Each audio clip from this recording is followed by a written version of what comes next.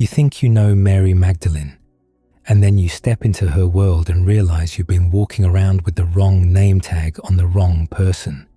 Because in Galilee, Magdalene doesn't smell like perfume and scandal. It smells like fish guts and brine that's been baking in the sun since yesterday. And the woman attached to that name is not a footnote. She's the kind of person you notice even when you're trying not to. Hey guys, tonight we begin with Mary Magdalene, the most misunderstood woman in history. We're going to walk her streets, hear the rumors swirl around her like flies, and feel the shock of who she actually is when you finally meet her up close. So before you get comfortable, take a moment, like the video and subscribe, but only if you genuinely enjoy what I do here. And let me know in the comments where you're tuning in from and what time it is for you. It's always fascinating to see who's joining us from around the world. Now, dim the lights. Maybe turn on a fan for that soft background hum. And let's ease into tonight's journey together. Congratulations. You've just woken up in first century Galilee. The good news, the sun is coming up over the Sea of Galilee, and it's honestly kind of beautiful. The bad news, you can smell Magdala before you can properly see it. You sit up and immediately regret it, because your bed is basically a thin mat that has absorbed every life choice you've made this week. The air is cool for about 5 minutes. Then the day starts heating like a clay oven with opinions. Outside, someone is already yelling. Of course they are. You step out, and the ground is a mix of dust, crushed scales, and that one mystery wet spot you absolutely did not agree to step in. Chickens sprint past like they're late for an appointment. A dog is chewing something that looks like it used to be important. Magdala is awake. Magdala is working. And Magdala, sweet mercy, Magdala is processing fish. You walk closer to the shoreline and the smell hits you in layers. First is salt, then rot, then that sour metallic punch of guts and blood and yesterday's mistakes. There are baskets everywhere sloshing and dripping, leaving little trails like the town itself is leaking. Men haul nets heavy with wriggling life, grunting and cursing, arms shiny with seawater and sweat. Women move fast between tables, hands practiced and ruthless, splitting fish open with knives that have seen too much. The gulls scream overhead like they're offended you aren't sharing. And there, right in the middle of all this chaos, you hear someone say a name, not whispered like gossip, not hissed like a warning, just spoken like everyone already knows who you mean. Mary, not Mary the one who, not Mary, you know, that Mary, because there are plenty of Marys around. This one gets the extra label without even trying. Magdalene, from here, from this fish-soaked town that exports its stink across the empire. You spot her, and your brain does that annoying thing where it tries to fit her into a story you already know. And your brain fails, because she doesn't look like someone begging for scraps or hiding in alley shadows. She moves like someone who belongs in the room, like she can pay, like she can decide. Her clothing isn't flashy, but it's clean in a way that makes you immediately jealous. Even the way her scarf sits looks intentional, like it wasn't grabbed in panic while running out the door. People make space without thinking about it. Not because she's loud, she isn't. Because there's a quiet, unmistakable gravity when someone has resources and isn't embarrassed about it. You hear the murmurs anyway, because this is a town full of tongues. It's always the same energy too. That eager little sparkle people get when they're about to improve someone else's life story with absolutely no permission. They don't call her filthy. They don't call her easy. They call her strange. And they say it like they're trying to spit out a bad taste. Something was wrong with her. Everyone knows that. Not wrong like a crooked roof beam. Worse, Wrong like the kind of problem that makes neighbors avert their eyes and mothers pull children closer. You notice how the conversation changes when she passes. Voices drop, hands keep moving, eyes follow and then pretend they weren't following. It's the social version of watching smoke and praying it doesn't turn into fire. And yet, here she is, not hidden away, not erased, walking through the marketplace like she has survived something most people can't even name. Your stomach tightens because you can feel it in the air. This place does not have a category for suffering that doesn't behave. There's no neat label, no tidy treatment plan, just the blunt, frightening language of spirits and torment and, frankly, everybody's favorite hobby, blaming you. So you watch her stop at a stall, exchange a few words, and hand over money. Real money, not a sad little pinch of coins. Enough that the seller's posture changes immediately. And that's when it clicks for you, standing there with fish stink in your nose and grit on your feet.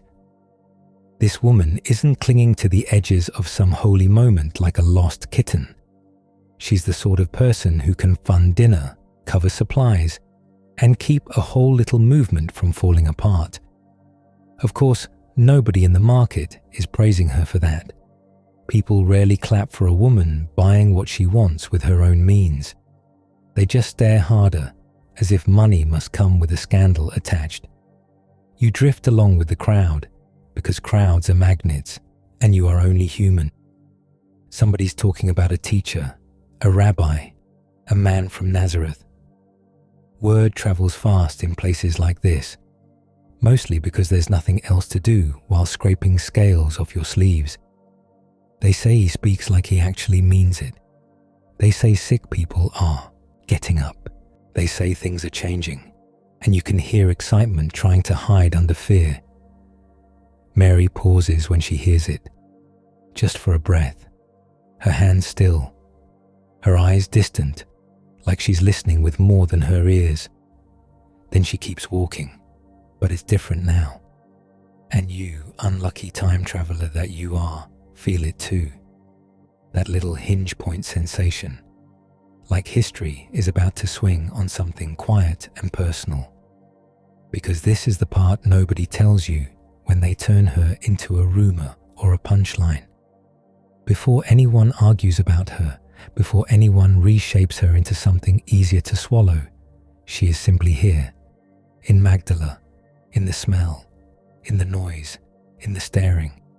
A woman from a fishing town with a past people won't stop chewing on, with enough backbone to keep walking anyway, and with a life that's about to be completely, violently upended.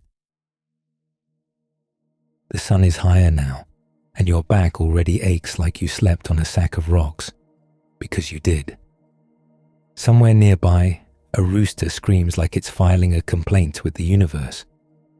You try to focus on anything besides the smell, but Magdala doesn't allow that.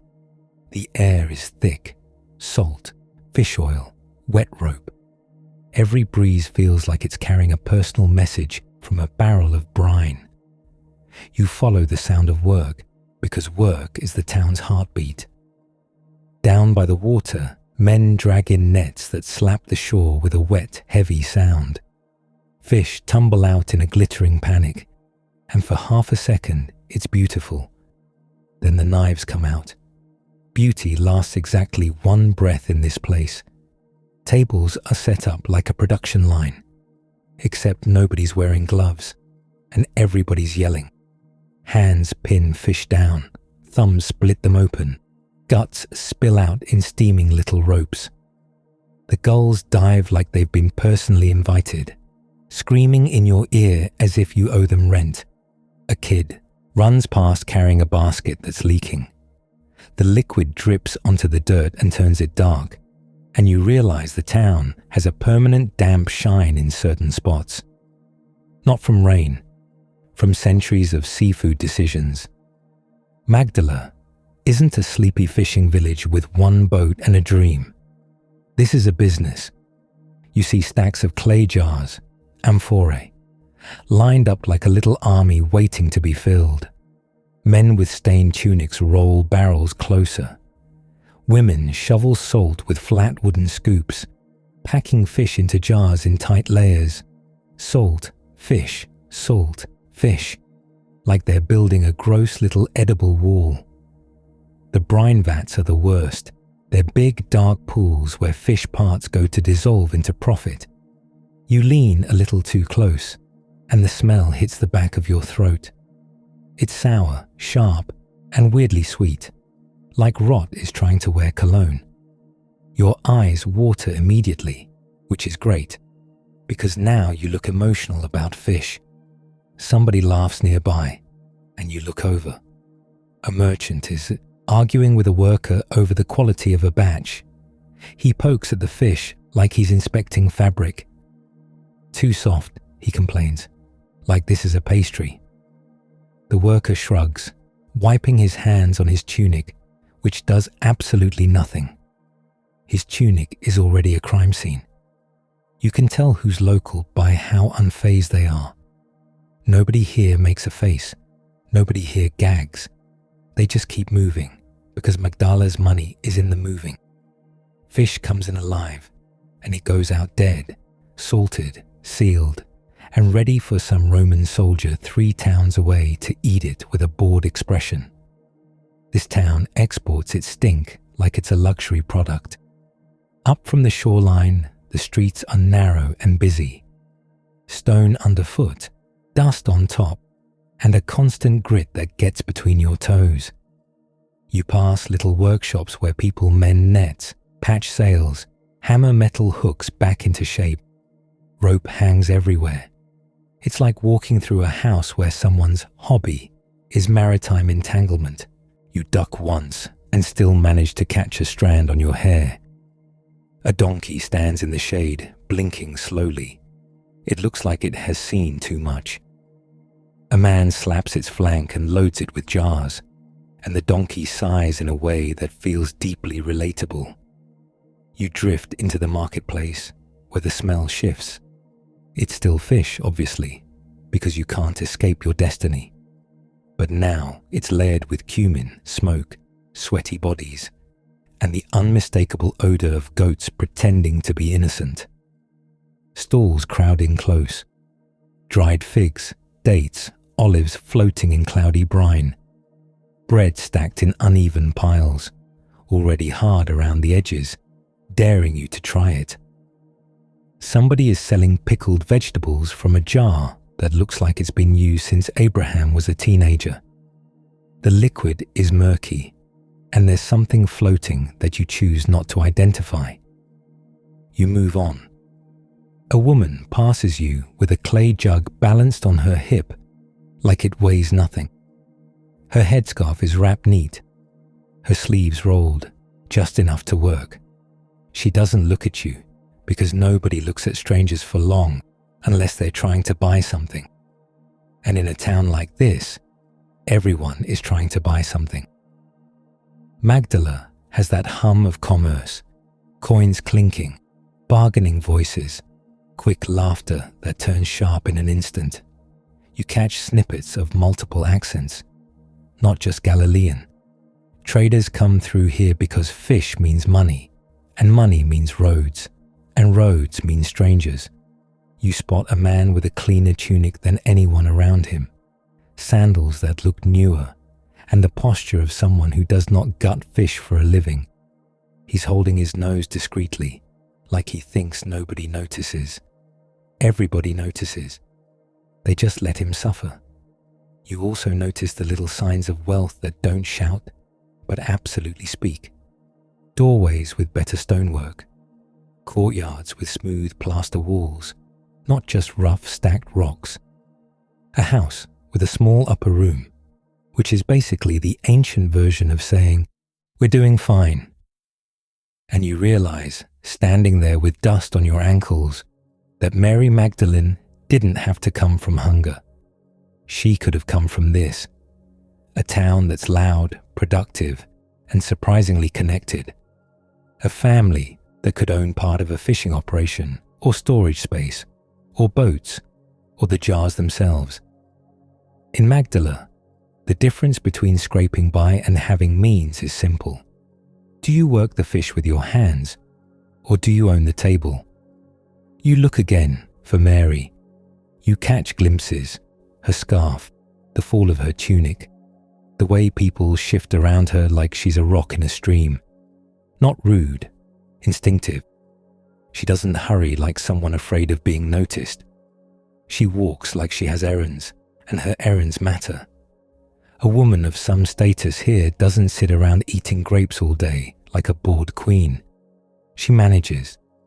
She decides what gets bought, what gets stored, who gets paid, what gets repaired. You see a household servant, young, quick, eyes down, waiting near a stall with a small basket. The servant glances up when Mary approaches, and you can feel the relief.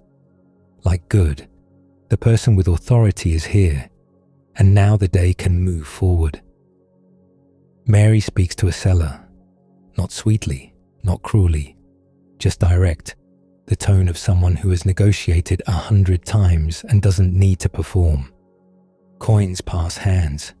The seller nods with that instant respect merchants reserve for people who pay without drama. The food going into her basket is better than what most people are buying. Finer flour, dried fruit that isn't shriveled into sad little knots, a small pouch that smells like imported spice when it opens. Your stomach growls with betrayal. You think about what her home might look like. Not a palace, but a place where the roof doesn't leak into your sleeping mat. A courtyard where you can wash without sharing the water with a chicken. Storage jars sealed properly, not covered, with a cloth and a prayer. A stone lamp with enough oil to actually last the night. Maybe a woven blanket that doesn't shed straw into your hair. The bar is low, and yet it still feels luxurious. You pass a group of women gathered near a doorway, hands busy with spinning and mending. They're talking fast, eyes sharp. One laughs, and it's warm. One glances toward Mary, and the laughter tightens. Not because Mary did anything, because Mary is a topic. And in a town like this, being a topic is a sport. A woman nudges another with her elbow, and you catch the kind of whisper that's meant to be heard. Not loudly, just enough. You don't make out the words, but you feel the shape of them. That familiar mixture of fear and satisfaction people get when they're discussing someone else's pain. Mary doesn't turn. She doesn't flinch. She keeps walking, but there's a tension under her calm, like a rope pulled too tight. It's subtle, but it's there. You follow the flow of the day into the late morning. The marketplace settles into its rhythm. A man sells clay lamps, calling out prices like he's announcing a royal decree. A butcher waves flies away with one hand while taking coins with the other. A child cries because somebody took his fig, and nobody cares. You find yourself near a small building where people come and go with a different kind of purpose. Cleaner, more contained. The synagogue. Not fancy, but solid. Men gather, talking in low voices. Women hover at the edges, present but careful, like the social rules are invisible walls you're not supposed to bump into. You can feel the weight of expectation in the way everyone stands. This town is busy, but it's not lawless. It has a spine. Sabbath is coming soon enough, and you can already sense how the week will pivot around it. Before sunset on the day of rest, there will be bread baked, lamps filled, food prepared. Not because everyone is spiritually glowing, because you can't just pop out and grab dinner later. There is no later option. You picture the scramble in Mary's household. Servants rushing, water hauled, lentils simmering, onions chopped until eyes sting. A stew thickening in a clay pot. The smell of garlic trying to bully the fish odor into submission. Flatbread slapped onto a hot surface until it puffs in angry little blisters. Olives crushed, oil drizzled. Fish, because of course, but maybe the nicer kind, fresh, grilled, with herbs if you can afford them. Mary would oversee it all, not necessarily stirring the pot herself, but watching, approving. Because in a place like this, food is not just food. Food is survival, hospitality, status, and sometimes the only comfort you get all day. You wander past a courtyard where someone is washing. A basin of water sits in the middle, already cloudy. A woman scrubs fabric against stone, and the sound is harsh and endless. Soap is not what you want it to be. It's lye, ash, and stubbornness. The fabric looks cleaner, but the smell of human life never fully leaves. You glance down at your own clothes and immediately regret being born in an era with expectations. Everyone here smells like work. Some just smell like more expensive work. Mary's clothing stands out again when you spot her near a doorway, not bright colors screaming for attention. But the weave is better. The edges are finished. The scarf is clean enough that it doesn't look like it's been used to wipe fish hands. That alone tells you somebody in her household has time to wash things properly, and time is a kind of wealth.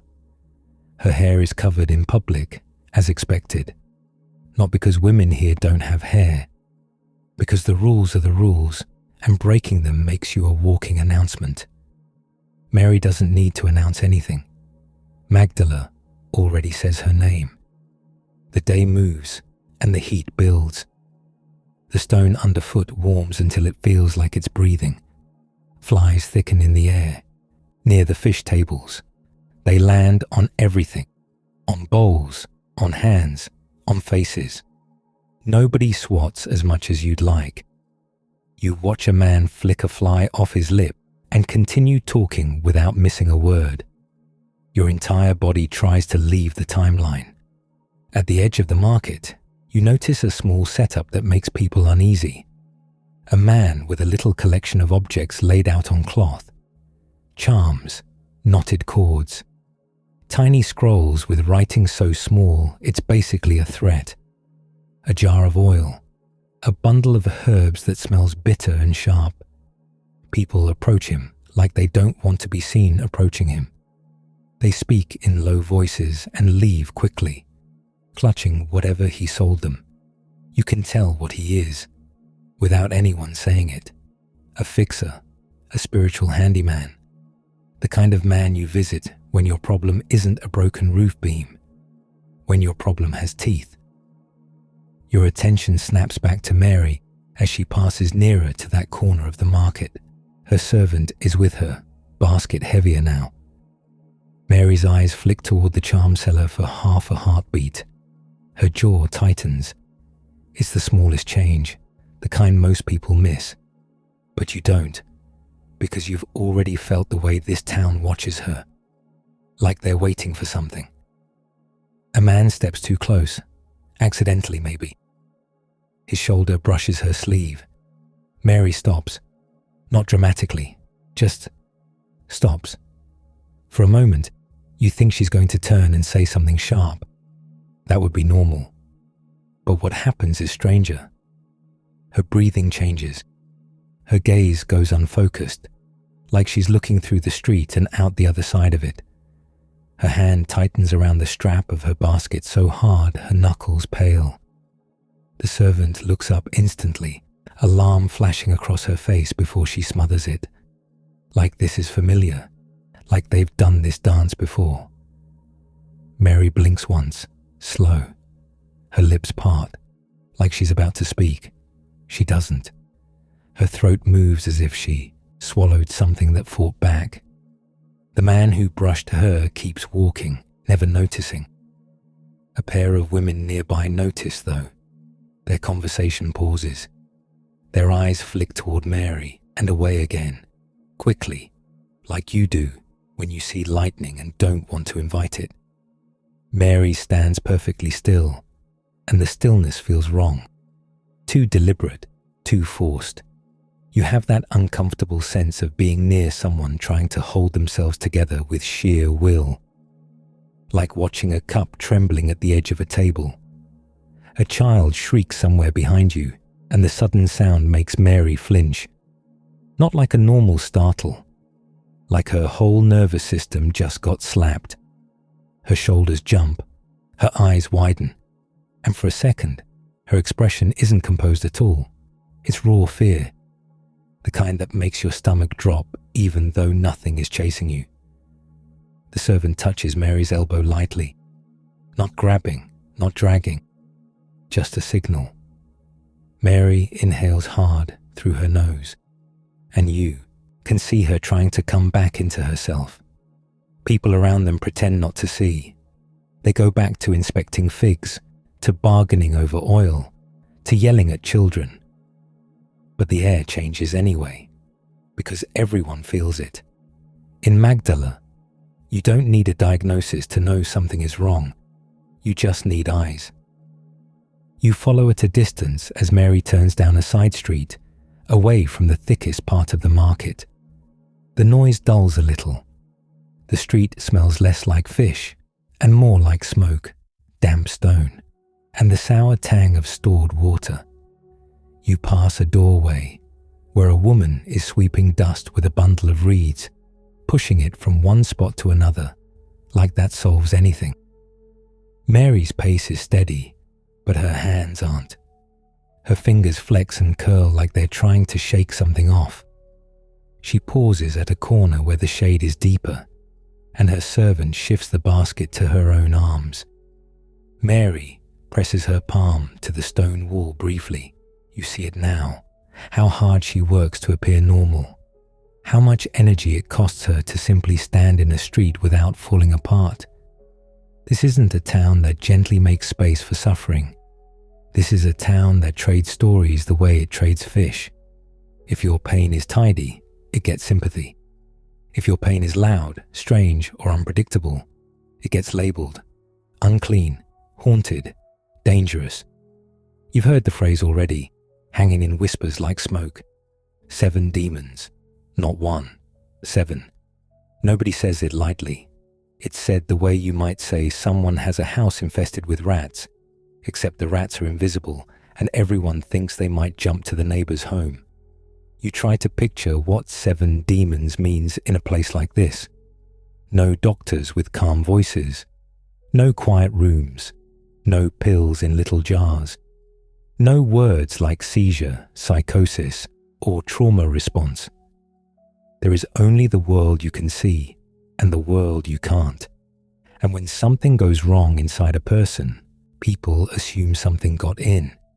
You picture a night in Mary's house, oil lamps sputtering, the air heavy with cooked lentils, smoke clinging to the ceiling, the household asleep, servant girls curled on mats, someone snoring softly in the corner. Mary lying awake, staring at the dark, feeling that first ripple of dread. Not because she's worried about tomorrow, because she can feel it coming, that shift, the way her thoughts stop behaving, the way her own mind becomes unfamiliar territory. Maybe it starts with a sound that isn't there, a whisper that turns her head even though the room is still. Maybe it starts with a pressure in her chest, like a hand squeezing from the inside. Her breath shortens. Her heart races. Sweat beads at her hairline trapped under cloth. She sits up, and the mat rustles. A servant stirs. Mary forces her body to stay quiet because waking the whole household means questions. Questions mean fear.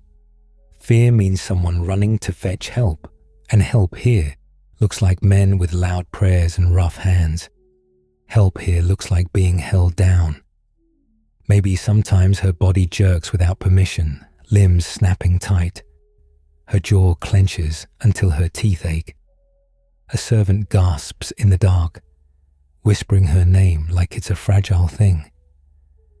Mary tries to answer, but her tongue doesn't cooperate. Or maybe it's not her muscles.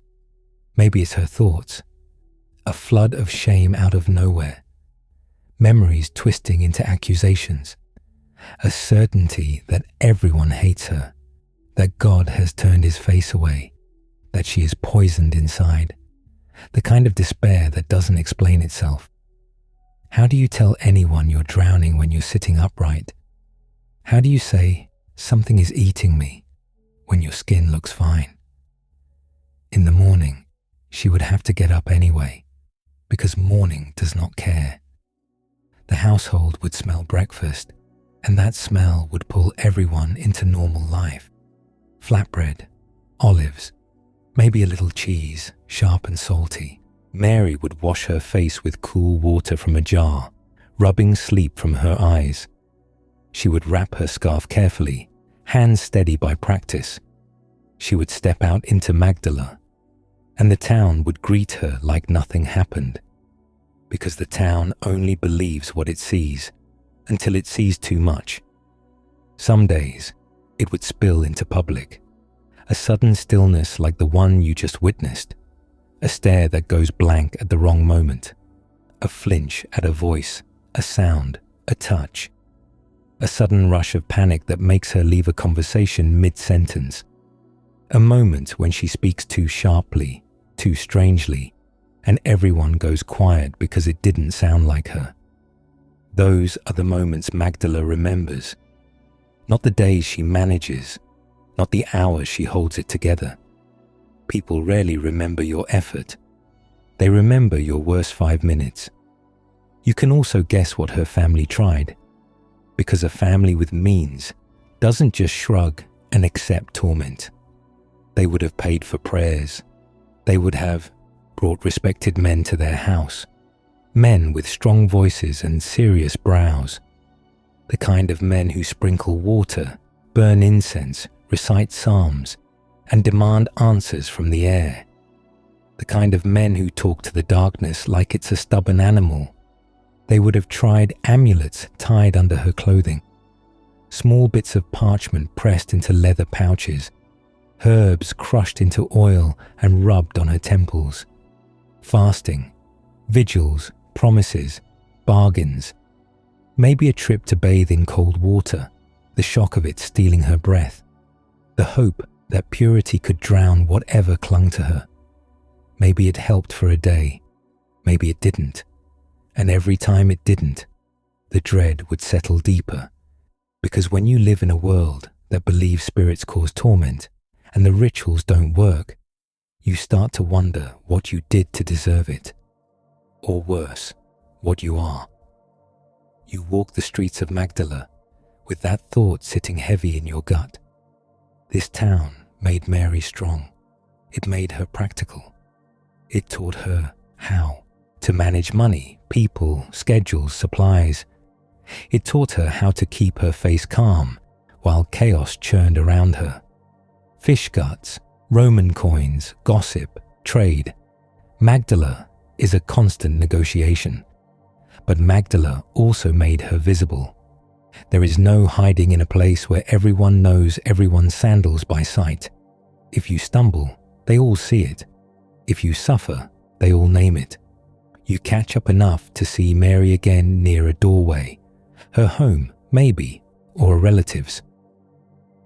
The servant knocks softly. A woman opens the door and takes one look at Mary's face. Her expression changes. Not disgust, not anger. Worry, tightly controlled. The kind of worry that's been rehearsed. Mary steps inside without a word, and the door closes behind her. The street noise fills the gap immediately, like the town is eager to swallow the moment and keep moving. You stand there a second, staring at a closed door, like it holds the whole mystery. Because it does. Inside that house is a woman who can afford better bread and cleaner cloth, and still can't buy peace. A woman from a wealthy, fish-stinking hub, with a life that looks stable from the outside, and a darkness inside her that doesn't care about status or respectability, or how carefully you wrap your headscarf. 7 demons, people whisper. Whatever it is, it has made her a subject of fear in her own hometown. and it has made her tired in a way sleep can't fix. Out on the street, the work continues. Someone shouts over the price of oil. A cart rattles by, wheels grinding over stone. A gull screams like it's auditioning for a tragedy. Magdala goes on, salted fish packed into jars, coins changing hands, brine sloshing in vats. Life, commerce, routine. But behind one closed door, a woman is fighting something nobody can see. And the town is waiting to see whether she will win, or whether she will finally break in public where everyone can watch. But before the freedom came the darkness, and the darkness was very, very long. You don't get to see it all at once because nobody does. It arrives the way damp arrives in a stone house, slow, stubborn, impossible to fully scrub out. At first, it's small things that make people tilt their heads at Mary like they're listening for a sound. A pause in the middle of a sentence. A blink that lasts too long. A laugh at the wrong time. A wince at nothing. And you can feel the town clocking it. Magdala pretends to mind its business, but Magdala is basically one big group chat with sandals. Information travels faster than fish rot.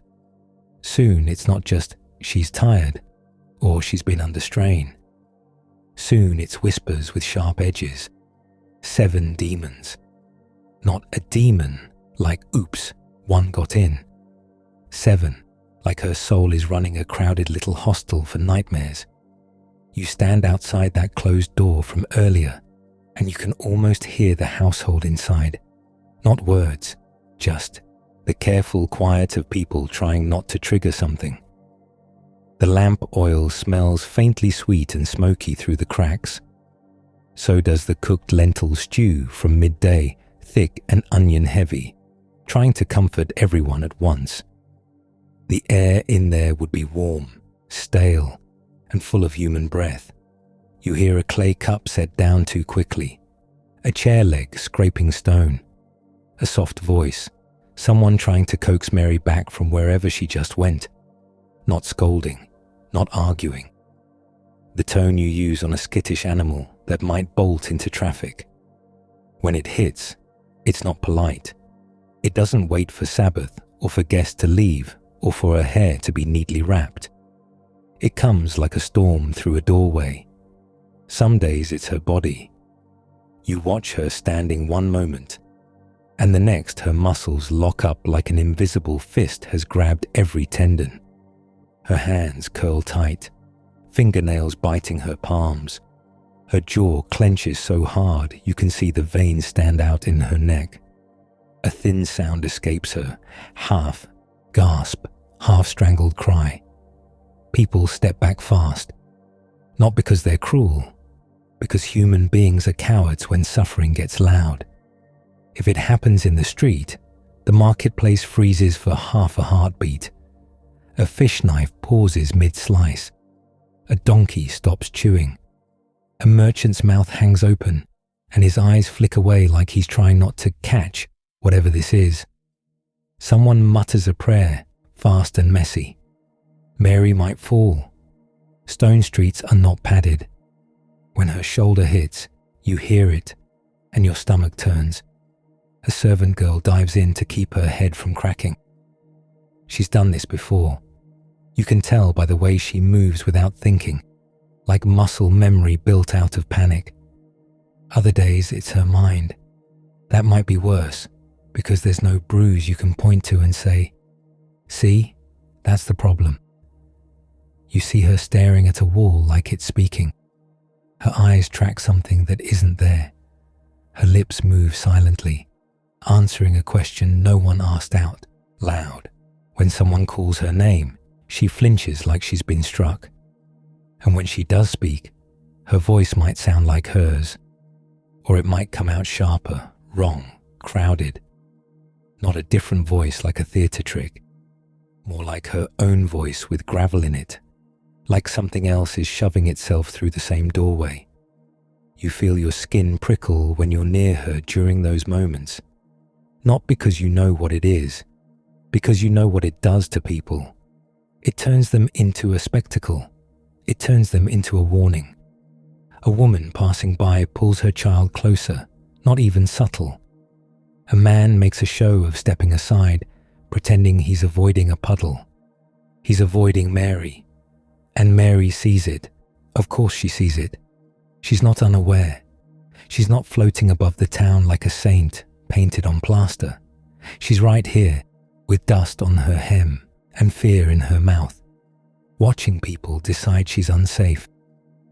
At home, the household becomes a little fortress, curtains drawn, voices lowered, meals eaten quickly, like any sudden noise might trigger something. You watch them rearrange the entire day around Mary's unpredictability, because if Mary has means, her household depends on her being functional. Someone has to decide what gets bought. Someone has to approve wages. Someone has to manage storage jars and accounts and the constant stream of small crises. But the problem with 7 demons is that it doesn't care about your schedule. It doesn't care that fish is being exported. It doesn't care that the Sabbath is coming and the bread has to be baked before sundown. It arrives anyway, and it makes a mockery of control. You see what it does to her family.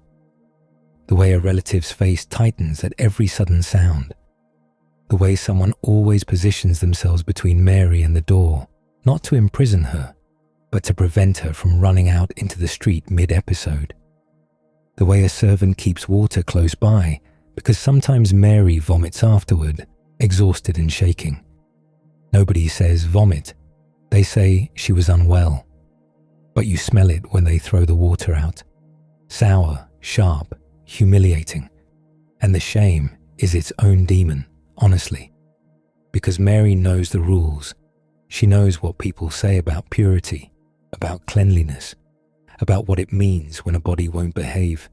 If she thrashes, if spit gathers at the corner of her mouth, if her eyes roll back, people don't just see a medical crisis. They see the invisible world breaking through her skin. They see judgment. They see contamination. They see a spiritual problem that might splash onto them if they stand too close. So her family tries everything. Everything. They start with respectable solutions. Prayers in the synagogue.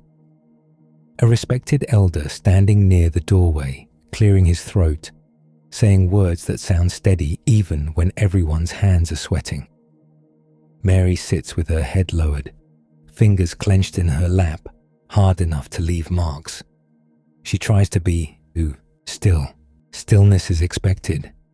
Stillness is considered obedience. Sometimes she makes it through. Sometimes she doesn't. If it happens there, it's worse. Because now you're not just sick in public. You're sick in the place people use to measure whether God is pleased with you. A bench scrapes back. Someone rushes forward. Someone else moves away quickly, like they've remembered an urgent appointment elsewhere. Mary's breathing turns ragged. Her shoulders jerk. Her scarf slips and someone reaches to fix it, then stops mid-motion, suddenly afraid to touch her. That hesitation is a slap. You see it land. After the respectable solutions fail, the household goes creative. You know that corner of the market with the charms and the tiny scrolls and the oil.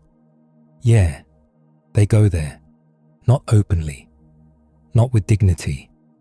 You watch a servant slip through the market like a thief, head down, basket empty, trying not to be seen. The charm seller doesn't look surprised when she arrives. He looks like a man who pays his rent on other people's desperation. He lays out his little collection like he's offering jewelry. Knotted cords that scratch your fingers. A leather pouch with a bit of parchment inside, tied tight like it might leak. Dried herbs that smell like bitterness and old smoke. Oil in a small jar, cloudy, with something floating in it that you really don't want to identify.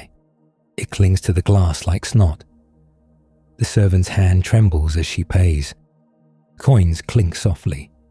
The charm seller nods like he's selling a normal household supply, like he's selling flour.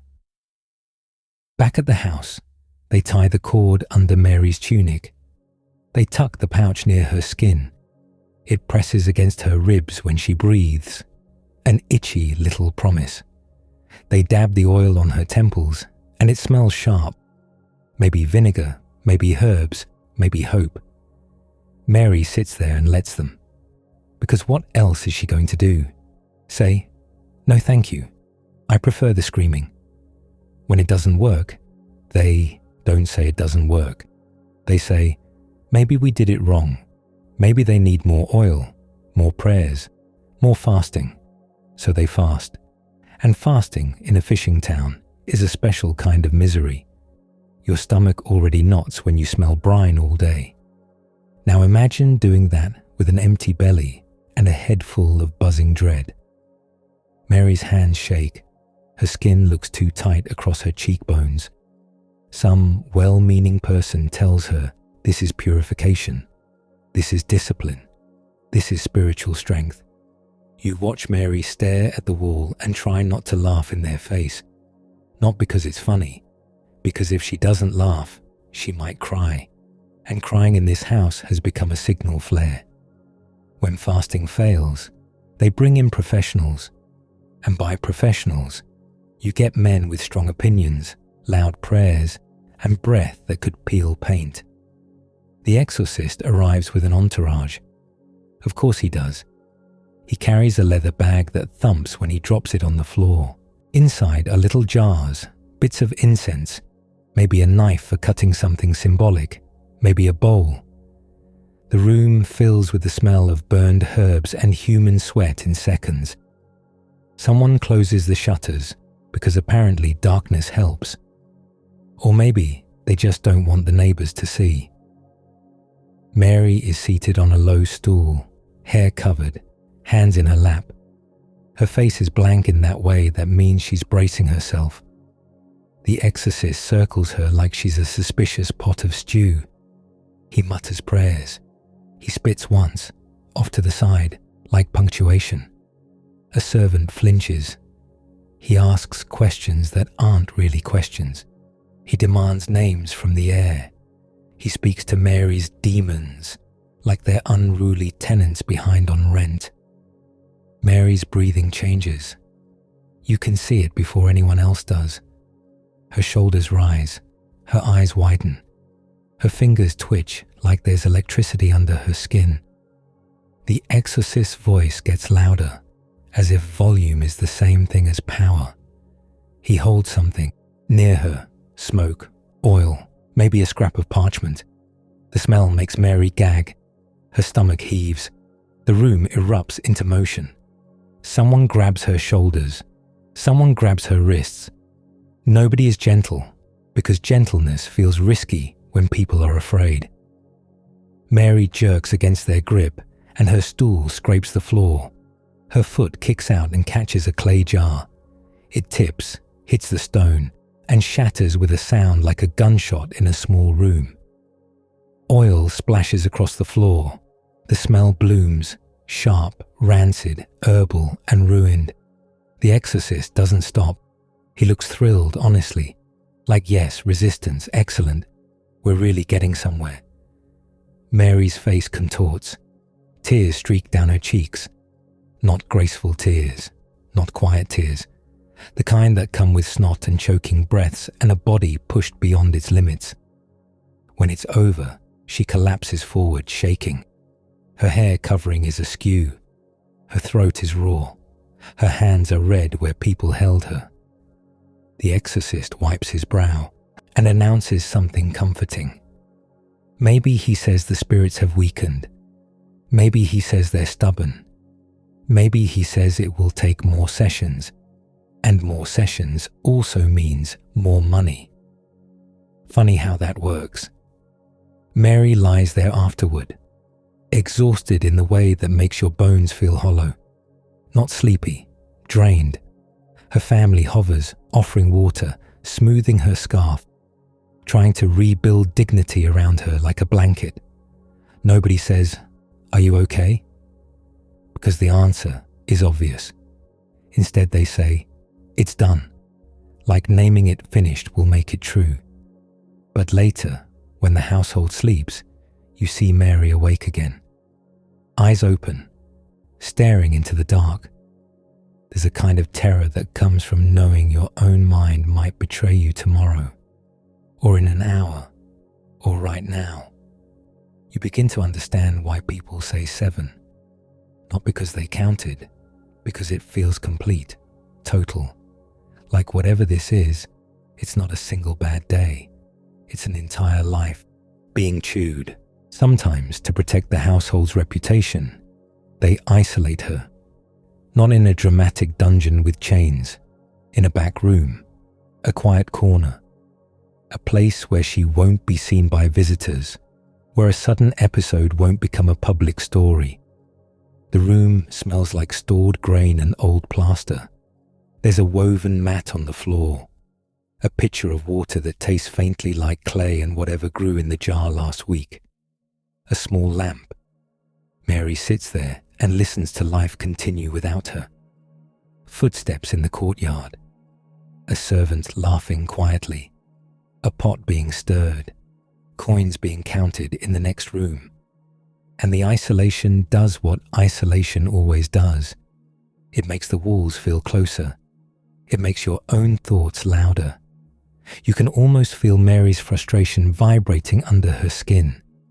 This is a woman who can manage a household, negotiate prices, make decisions. Now she's being managed. Now she's being watched. People speak to her gently, which sounds kind until you realize it's the voice you use for someone you don't fully trust. The voice that means, "Please don't explode." Days pass like this. Weeks. Long stretches where nothing improves, only shifts. Sometimes she has a good day, and the household gets hopeful, stupidly hopeful. They smile too wide. They make plans.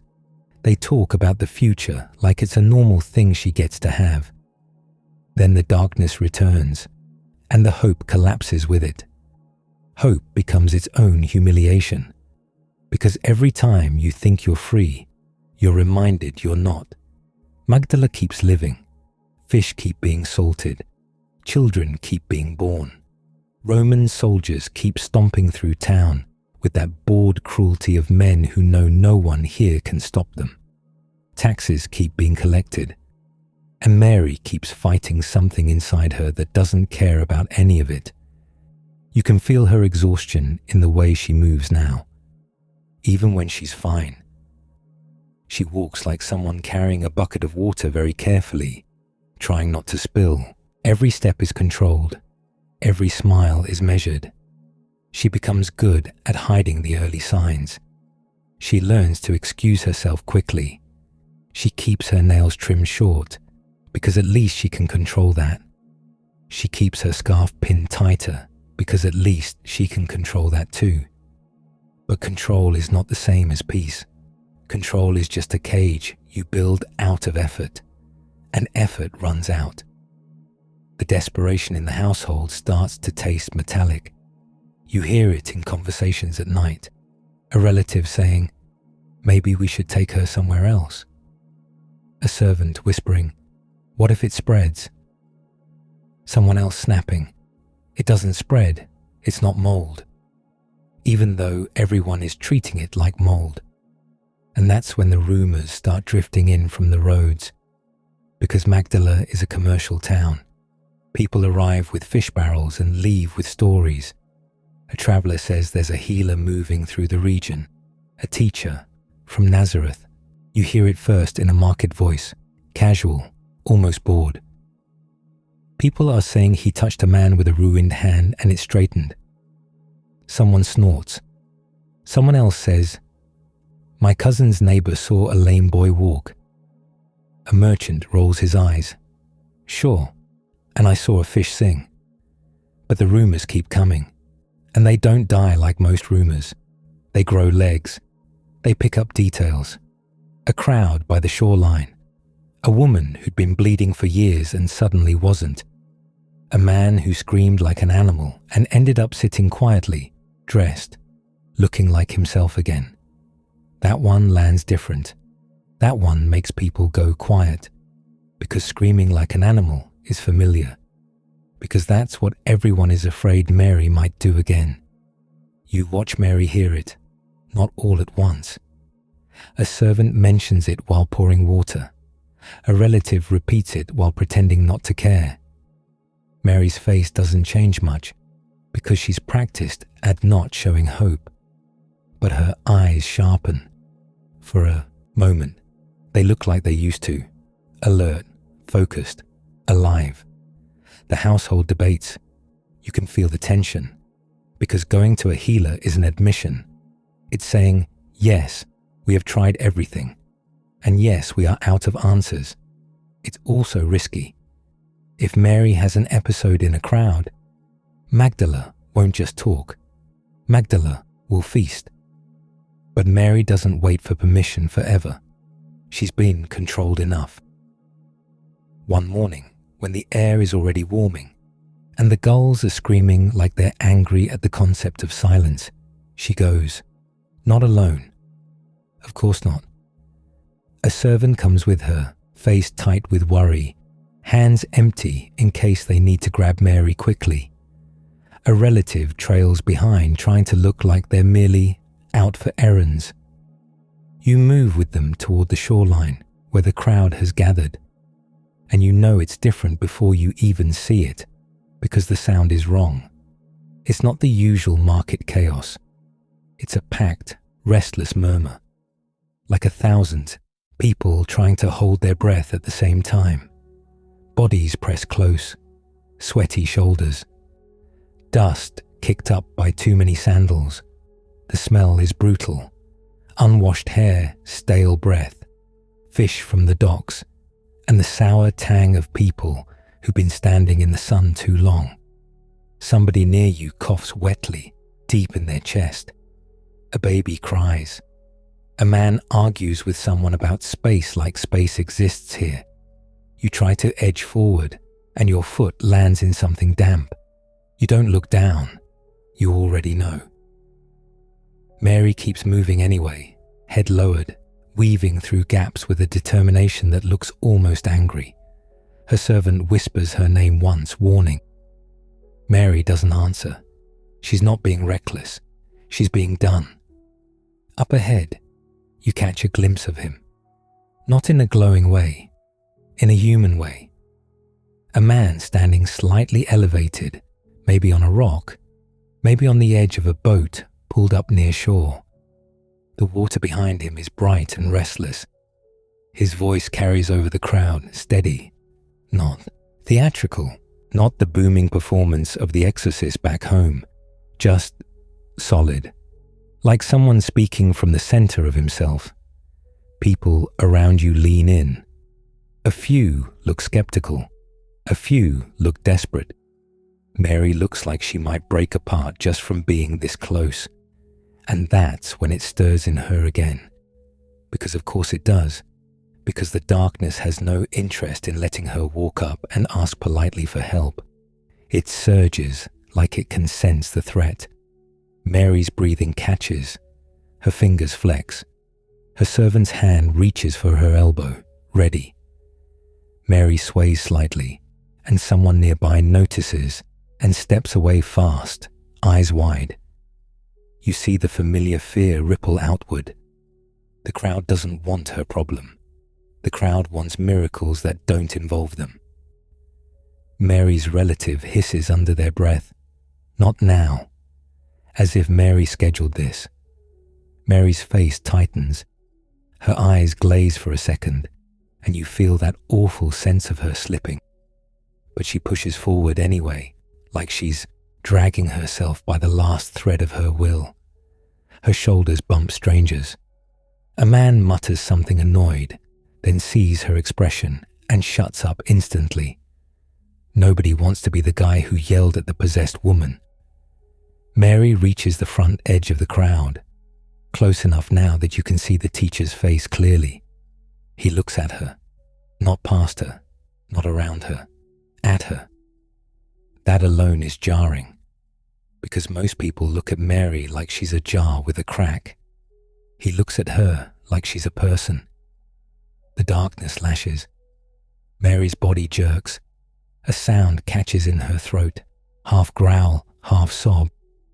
Someone behind her grabs for her shoulders, trying to hold her back like she's about to dive into the water.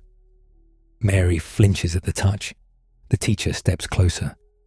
And when he speaks, it's not complicated. No props, no smoke, no dramatic spitting. Just words that land heavy in the air, like a door being shut. His voice isn't angry. It's certain. Mary's eyes widen, and her breath punches out of her like she's been hit in the chest. Her knees buckle. For a horrible second, you think she's collapsing into another seizure, another public disaster. But it's different. Her muscles unclench. It happens in a wave, like something releasing its grip one finger at a time. Her shoulders drop. Her jaw loosens. Her hands open, palms trembling. She makes a sound, soft, bewildered, like someone waking up and realizing the nightmare is gone, but the sheets are still wet with sweat. The crowd goes quiet in that stunned way crowds do when they can't decide whether to cheer or run. You hear water lapping against shore. You hear a gull far off. Mary stands there swaying, not because she's overtaken, but because she's lightheaded from the sudden absence of strain. It's like watching someone set down a burden they forgot they were holding. Her chest rises and falls. Her eyes focus, and you can see it. This is her, not braced, not guarded, not battling something invisible with every breath. Her servant reaches for her again, slower this time, gentler. Mary doesn't flinch. She looks down at her own hands like she's meeting them for the first time. Her fingers are still. Still. She swallows, and it's not that tight, panicked swallow, just a swallow. Her mouth opens slightly, and she draws in a breath that looks clean. Not because the shoreline smells good. It doesn't. It smells like fish and bodies and old nets. But because for the first time in years, her breath belongs to her. Her relative stands frozen, eyes glossy, lips pressed together hard, like they're trying not to fall apart in public. They fail a little. It's not a dramatic sob, just a tremor, a hand covering a mouth. Mary's knees give way, and she sits down right there on the dusty ground, not collapsing in chaos, sitting like a person choosing to sit. The crowd starts murmuring again, louder now, that electric buzz of people who just witness something they can't neatly store in their heads.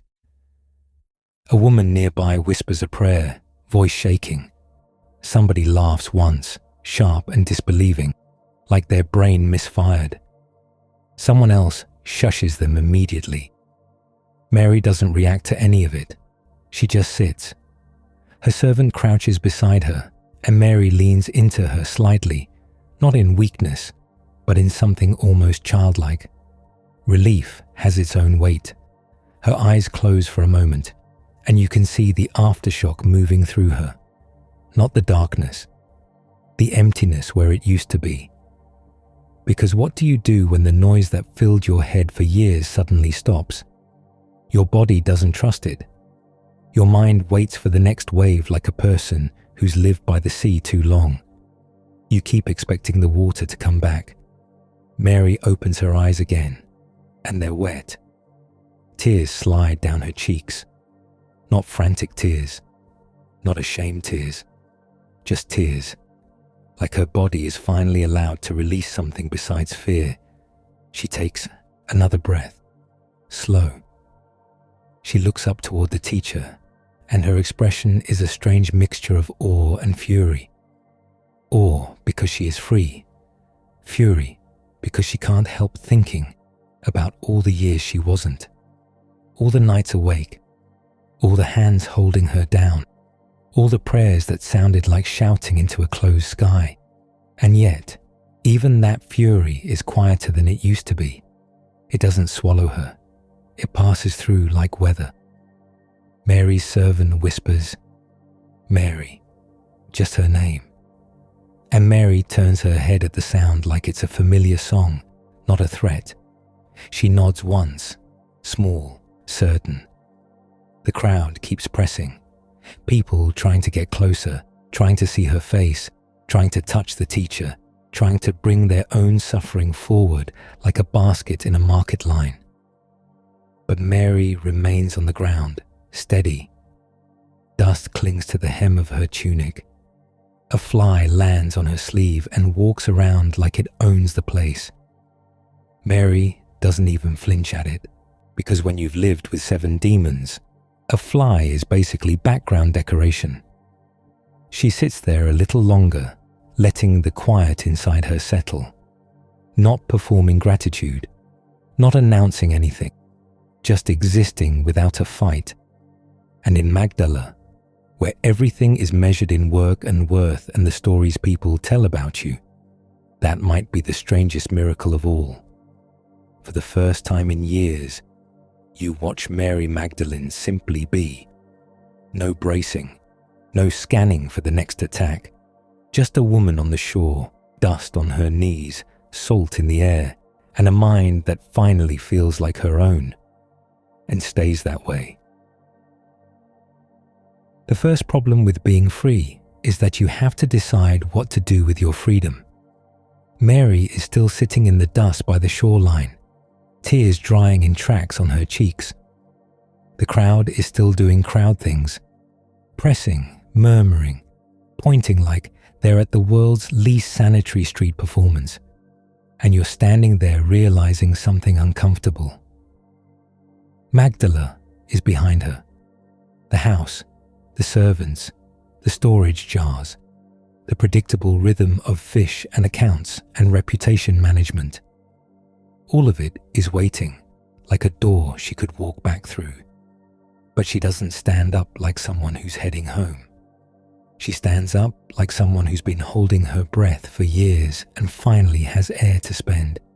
And so she follows, not because she has to, because she finally can. It starts small, the way scandal always starts.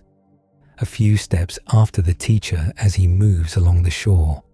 A little distance, like she's pretending she's just headed the same direction. The servant beside her keeps glancing at her face, waiting for the old flicker, the swaying, the glaze, the sudden drop into chaos. But Mary just walks. Her tunic hem drags through damp sand and picks up grit. Her sandals slap against stones still warm from sun.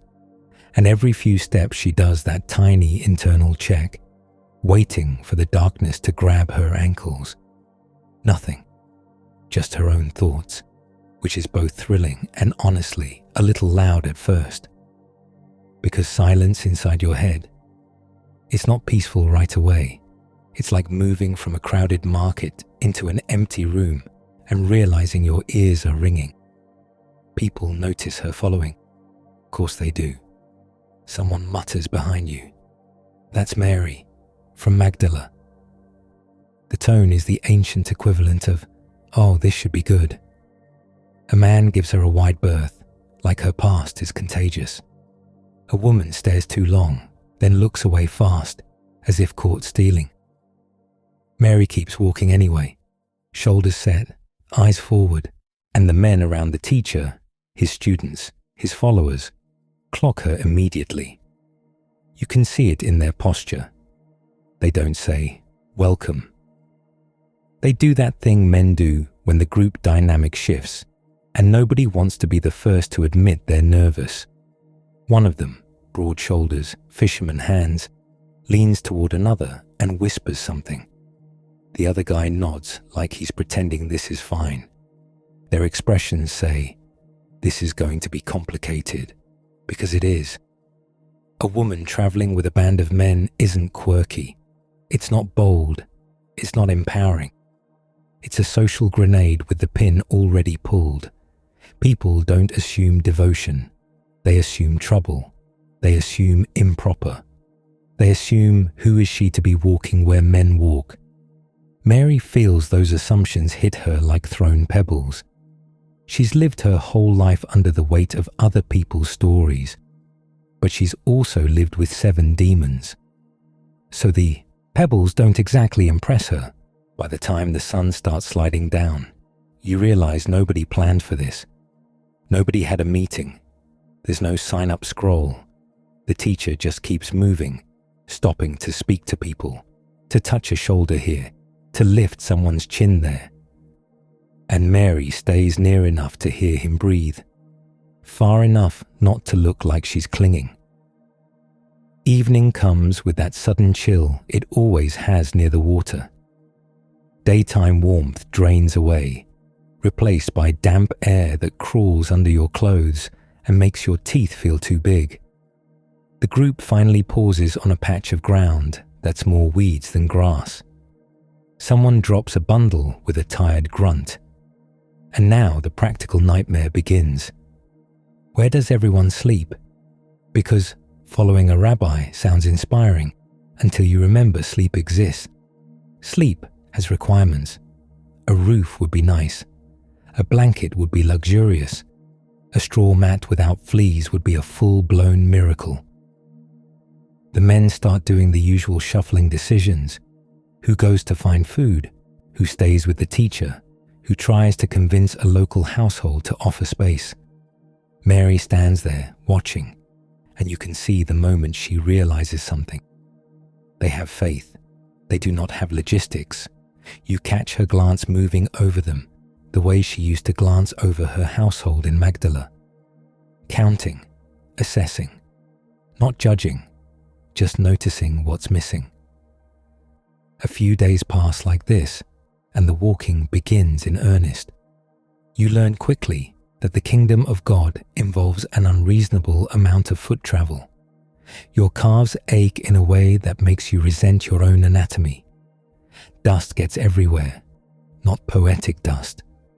Dust in your teeth, dust in your hair, dust collecting in the sweaty fold behind your knee like it's paying rent.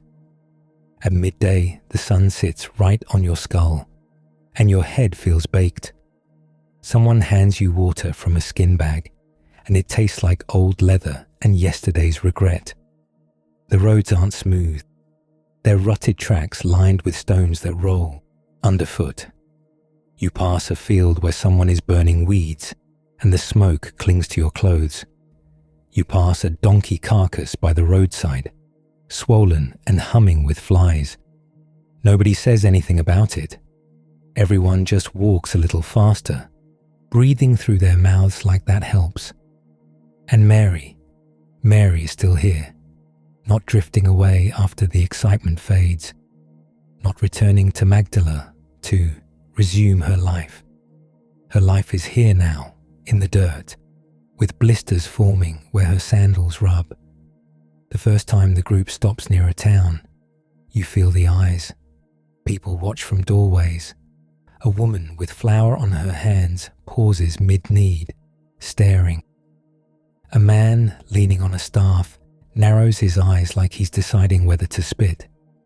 Mary keeps her gaze steady, but you can see her register every look that lands on her. Sometimes they find hospitality. A sympathetic household lets them sleep in a courtyard, squeezed between a grinding stone and a stack of firewood. You lie down on a mat that smells like old sweat and smoke. Somewhere near your ear, a chicken mutters in its sleep like it's gossiping with itself. Other times there's nothing. You sleep outside, under a sky so bright with stars it feels rude. The ground is hard, not rustic hard. Hard like the earth is personally offended you thought you deserved comfort. You curl your cloak tighter and still feel the cold creep in around your ribs. Somebody snores like a saw cutting wood. Mary lies awake the first few nights, eyes open, waiting for the darkness to return.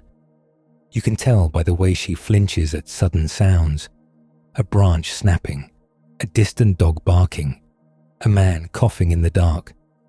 But she doesn't spiral.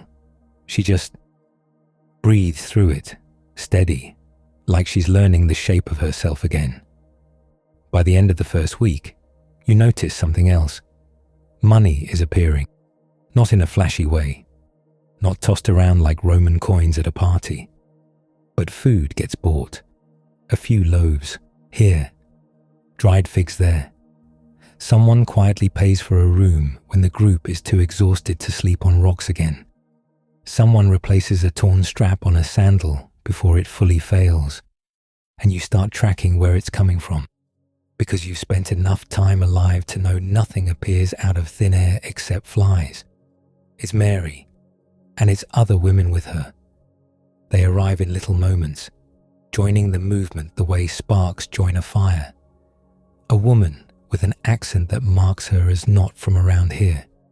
Another with a steadier posture, like she's used to being listened to in rooms where men talk.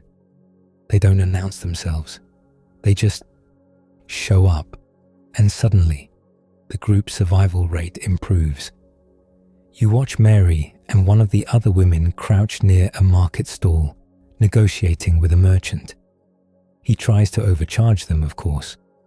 Mary's eyes narrow slightly, and she says something calm that makes him blink and adjust his price. She doesn't raise her voice. She doesn't have to. She has that tone, the one that says, "I have managed households and employees and export barrels, and you are not going to play games with me over lentils." The merchant hands over the goods with a sour expression. Mary takes them like a queen accepting tribute. Back with the group, she doesn't hand the food to the teacher like she's presenting an offering.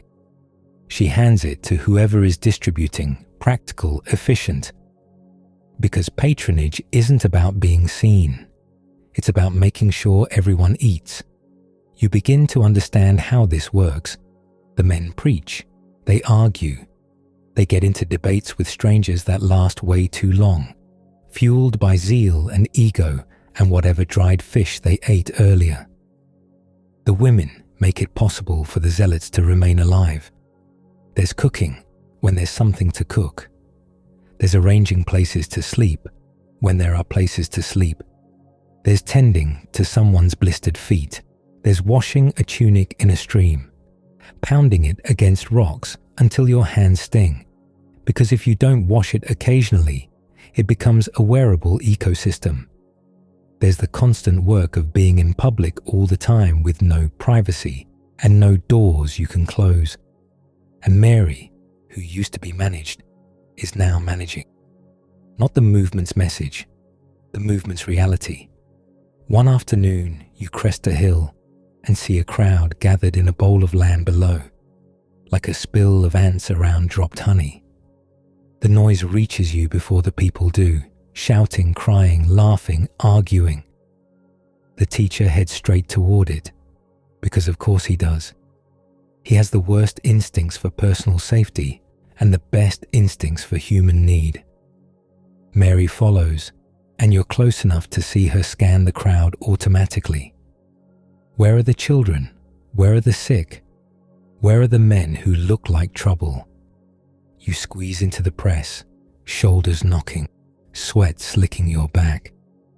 Someone's breath hits your cheek, sour, oniony, too close. A man near the front is holding his arm like it's dead weight. The limb hangs wrong, useless. The teacher steps toward him and speaks quietly, like he's not about to do something that will ruin everyone's afternoon plans. Mary is right behind, eyes fixed. The man's face contorts, pain and hope wrestling like dogs. The teacher's hand closes around the man's wrist. You expect drama. You expect shouting, incense, spitting, because that's what miracle professionals do. Instead, it's simple. The teacher tells the man to stretch it out. The man does slowly, like he doesn't trust his own body. And the arm straightens. The crowd sucks in a breath all at once, that collective gasp that sounds like wind hitting a wall. The man starts crying, big wet sobs, because his whole life just changed in front of everyone. Mary's hand flies to her mouth, not to hide emotion, but because she's trying to hold herself steady. because she remembers what it felt like when the grip released. It's different suffering, different healing, but the relief looks the same in the face. The crowd surges, suddenly convinced everyone here deserves the same touch. People push. Elbows jab ribs. Someone steps on your foot. You bite back a yelp. Mary gets shoved sideways, and one of the men snaps at the crowd to give space. For once, he's not protecting the teacher. He's protecting her. You feel the temperature change in the group after that. A subtle shift. They're still uneasy about the scandal, but now they've seen why she's here.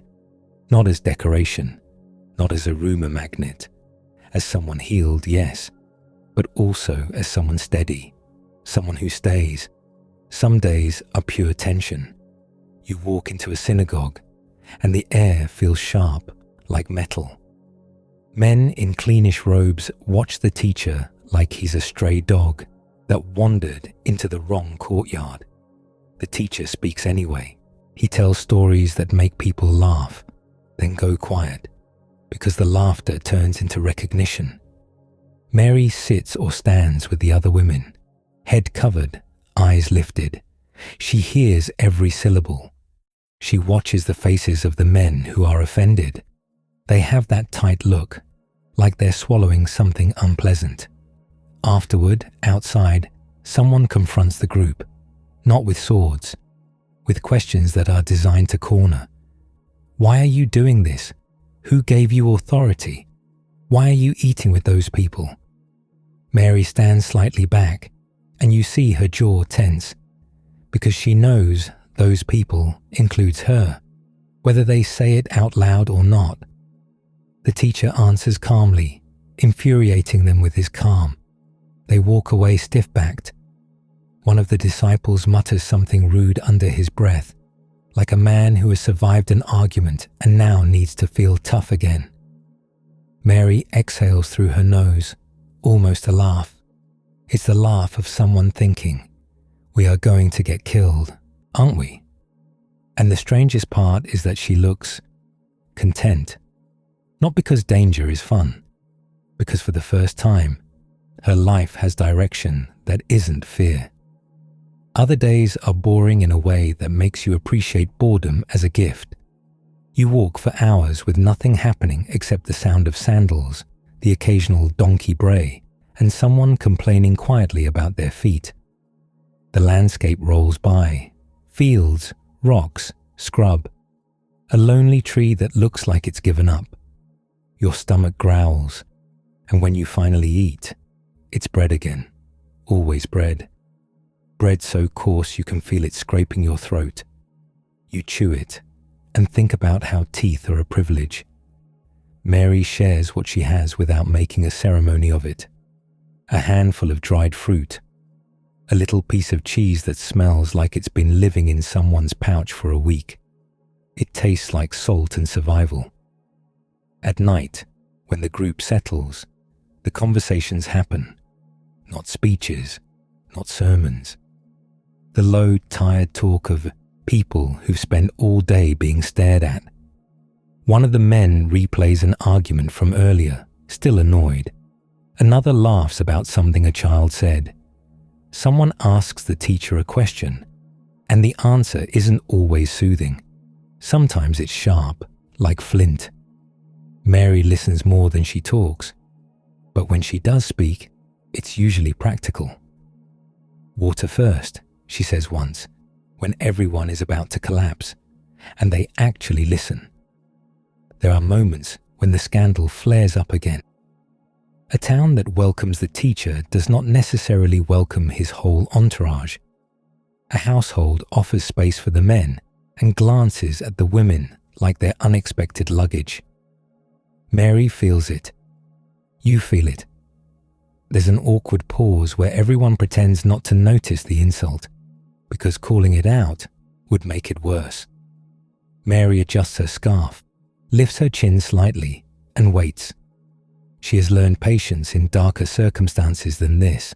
Sometimes a woman in the household steps forward and insists the women come in too. Sometimes they sleep in a separate corner of the courtyard, near the animals, because of course. You lie down near a goat that smells like wet rope and stubbornness. It chews for an hour, eyes open, judging you. Mary stares at the sky and doesn't complain, but you can see the exhaustion settle into her shoulders. Following isn't glamorous. Following is friction. And still, she stays. One day, a woman pushes through the crowd toward the teacher with a kind of frantic focus. Her hair is uncovered, which tells you she is past caring what anyone thinks. Her face is drawn, eyes too bright. She's been bleeding for years. Everyone knows what that means in this world. It means isolation. It means constant, humiliating management. It means people stepping away like she's a hazard. Mary's breath catches because she recognizes the look.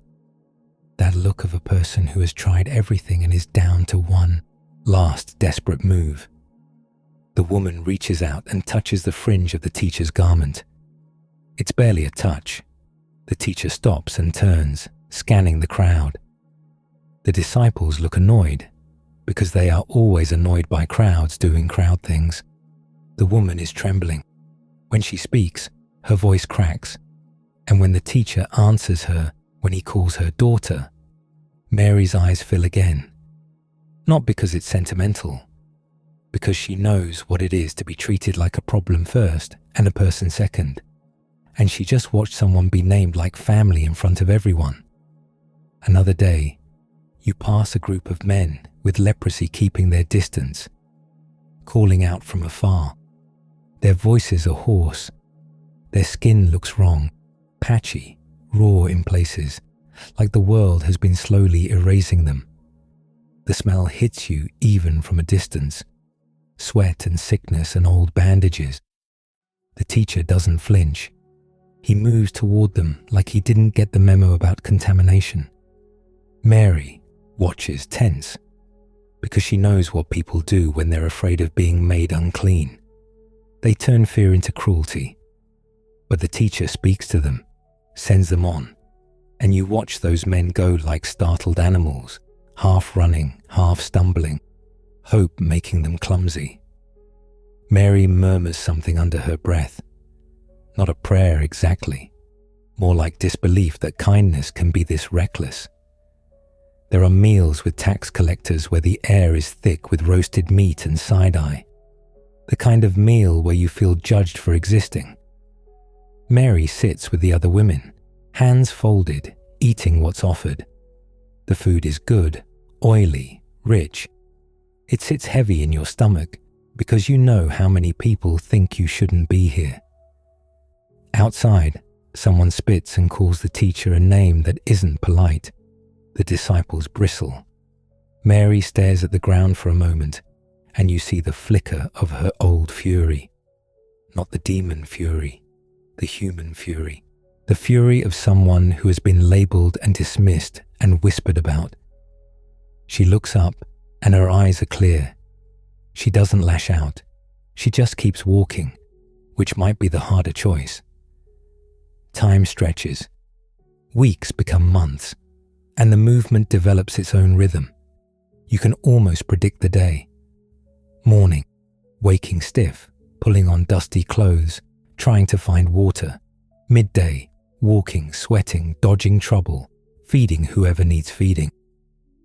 Evening, crowds, teaching, healing, arguments, someone crying quietly while another person tries to comfort them. Night, collapsing, listening to animals and snoring and your own thoughts. Mary changes in small ways that add up. She walks like she belongs on the road now.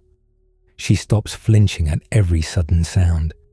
She laughs sometimes, short bursts, surprised at herself. The sound is rusty at first, like a hinge that hasn't moved in years. She talks with the other women, low voices while they work. They share food, share news, share the unspoken understanding of what it costs to be here. You learn that out of their own means isn't a phrase. It's a life. It means Mary is spending money. she could have spent on comfort, on status, on staying safe in Magdala. Instead, she's buying bread for people who don't always appreciate it. She's funding a movement that is making powerful men angry. She's paying, in coin and in reputation, every single day. And somehow, that doesn't diminish her. It steadies her, because giving is one of the few things in this world that makes you feel like you're not helpless. Mary knows helplessness too well. There are moments of joy that arrive without warning. A child runs up, filthy and fearless, and the teacher lifts the child like it weighs nothing. The child's hair smells like smoke and sweat and sun.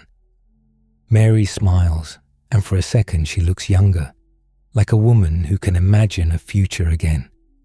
There are moments of terror too. A crowd gets angry. Not just murmuring angry, shoving angry. You feel the shift in the air when people go from curious to hostile. Voices get louder. Someone throws an insult that lands like a stone. Someone else picks up an actual stone, because of course they do. The disciples form a tight ring around the teacher. Mary gets pulled into the middle almost without thinking. Hands grab her elbow, not roughly, but urgently. Her heart hammers. She tastes dust because her mouth is dry. They push through an alley, bodies scraping walls. Somewhere behind, a man shouts, and it echoes off stone like a warning. When you finally get away, everyone's breathing hard, and nobody laughs about it. Not for a while. Mary sits with her back against a wall, knees pulled close, and you watch her hands. They're steady. Her eyes are wide, yes, but she isn't gone. That's what the healing did. It didn't make her life easy. It gave her back to herself. One night, they camp near the lake again, and the water smells like algae and fish and damp wood. A fire crackles low, throwing sparks that vanish into dark. The men are talking about the future in big, confident words. Thrones, kingdom, victory. Mary doesn't interrupt, but you see her expression. She's not mocking. She's just cautious. She has lived long enough to know that big talk is cheap. Bread is expensive. Later, when the voices soften and the group settles, Mary lies back and looks at the stars. The night air is cool on her face. She whispers something to the other women beside her, something about Magdala, about the smell of brine, about how strange it is to miss even the parts that hurt. The other woman hums in agreement, a tired sound of understanding. 3 years is a long time to keep walking. Long enough for feet to toughen and for friendships to form in the cracks between sermons and survival. Long enough for Mary to stop feeling like a guest and start feeling like a pillar. People look for her when there's chaos. They look for her when there's food to distribute. They look for her when someone is crying and needs a steady presence nearby. Not because she's loud, because she's reliable. And the teacher, he doesn't treat her like a rumor. He doesn't treat her like a cautionary tale. He speaks to her like he expects her to understand. He includes her in the circle of people who hear things first. That kind of trust is quiet, but it changes the shape of your life. Toward the end of one season, the roads fill with travelers moving in the same direction. Passover is coming. You can feel it in the way people talk, more urgent, more electric. Jerusalem starts to appear in conversations like a storm on the horizon. The disciples get restless. Their jokes are sharper. Their silences are heavier. Mary watches them, and you see her tighten her cloak as the evenings cool, preparing for more than weather. She checks supplies without being asked. She counts what's left, what can be bought, what must be saved. Her fingers move over coins, over bread, over the small hard facts of what it takes to keep people going. The road turns south. Behind you, Galilee keeps doing what Galilee does, fishing, farming, living. Ahead, The world narrows toward a city packed tight with pilgrims, soldiers, prayers, and danger. Mary walks with the group as the light fades, her shadow stretching long on the road. She isn't the woman sitting alone in a back room anymore. She isn't the spectacle in the marketplace. She's part of this moving, stubborn, impossible thing now. A funded movement, a traveling hope, feet on dust, eyes on the horizon, and a sense, quiet, persistent, that the next stretch of road is going to cost them all something they haven't even named yet. And still, she keeps walking. The road starts to smell different before you even see the city. Galilee had its own perfume, lake water, fish, damp reeds, smoke from cooking fires. This is something else. This is humanity, packed tight and simmering. You crest a rise and Jerusalem is there, sitting on its hills like it knows you came to bother it.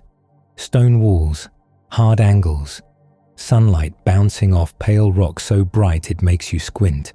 And people, so many people, moving like a living spill down every road. Passover does this. It drags everyone out of their villages and flings them toward one place with the same hungry thought. Get there, get clean, get inside, don't mess it up. Your mouth is dry from dust and nerves. The air tastes like trampled herbs and animal breath, and a faint tang of latrines doing their best, and failing. Mary walks beside the group with her scarf pulled close, not hiding, bracing. 3 years of hope. 1 week for you to watch it all die. The closer you get, the louder it becomes. Not one sound. Layers. Donkeys complaining like they've been personally betrayed by religion. Merchants shouting over each other, selling bread, oil, dried fruit, and little cages of birds that are having a terrible day. Children crying. Men arguing. Women calling names through crowds. Somewhere, a lamb bleats in a way that makes you glance over, and you wish you hadn't. There are animals everywhere. It's like the city decided to host a festival and a livestock auction in the same cramped courtyard. Your sandals hit stone more often now. The road firms up, but your feet are too far gone to appreciate it. Dust has glued itself to the sweat on your shins, turning your legs into portable pottery. The disciples get that look, half thrilled, half ready to fight a wall. They've been talking about Jerusalem for ages, like it's a finish line. Now that it's real, it's more like a cliff. Mary's gaze keeps moving. Doorways, rooftops, alleys. She's learned what crowds can do when they decide you're the entertainment. Someone up ahead starts waving branches. A shout goes up and it spreads fast, like dry grass catching. People surge toward the road. Not politely, not in orderly lines. They push in close, faces shining with sweat and excitement, eyes too bright. They start throwing their cloaks down in the road, because apparently this week we're all doing dramatic street decor. Palm branches whip the air. Leaves slap your shoulder. Somebody's elbow rams your ribs and they don't even notice. The teacher keeps moving forward, steady, like he didn't just wander into the world's least managed parade. He's on a donkey, which is both humble and wildly impractical in this crush of bodies. The donkey looks annoyed as it should. People are yelling blessings so loud it turns into one long roar. It's triumph, and it's relief, and it's a little bit feral. You can feel it in your teeth. Mary's walking, not cheering. Her face is tight, like she's watching a pot boil over. She's seen too many moods swing in too many crowds. A man runs alongside, eyes wild, spitting out words about kingdoms and deliverance. He looks at the Romans posted along the way, like he's daring them to flinch. The Romans do flinch, not outwardly. They're professionals. But you can see the shift. Hands closer to spear shafts, shoulders angling, eyes tracking faces. Their armor catches the sun and throws it back like a warning. Leather straps creak as they move. Metal clinks. The sound is small, but it lands heavy. You pass through a gate and the city swallows you. Streets narrow, bodies press. The smell thickens until it feels like it's coating the inside of your nose. Someone has spilled something near a wall. Wine, maybe, or water that used to be clean.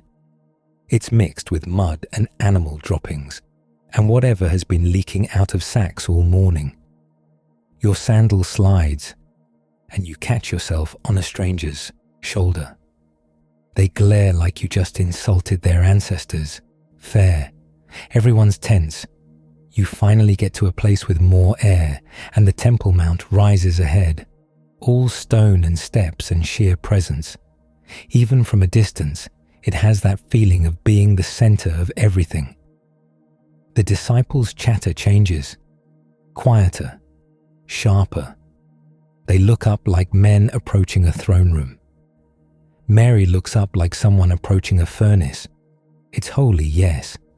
It's also a machine that runs on rules, and she has spent her life being punished by rules. Inside the outer courts, it's chaos wearing a religious hat. Money changers sit behind tables, coins stacked and clicking.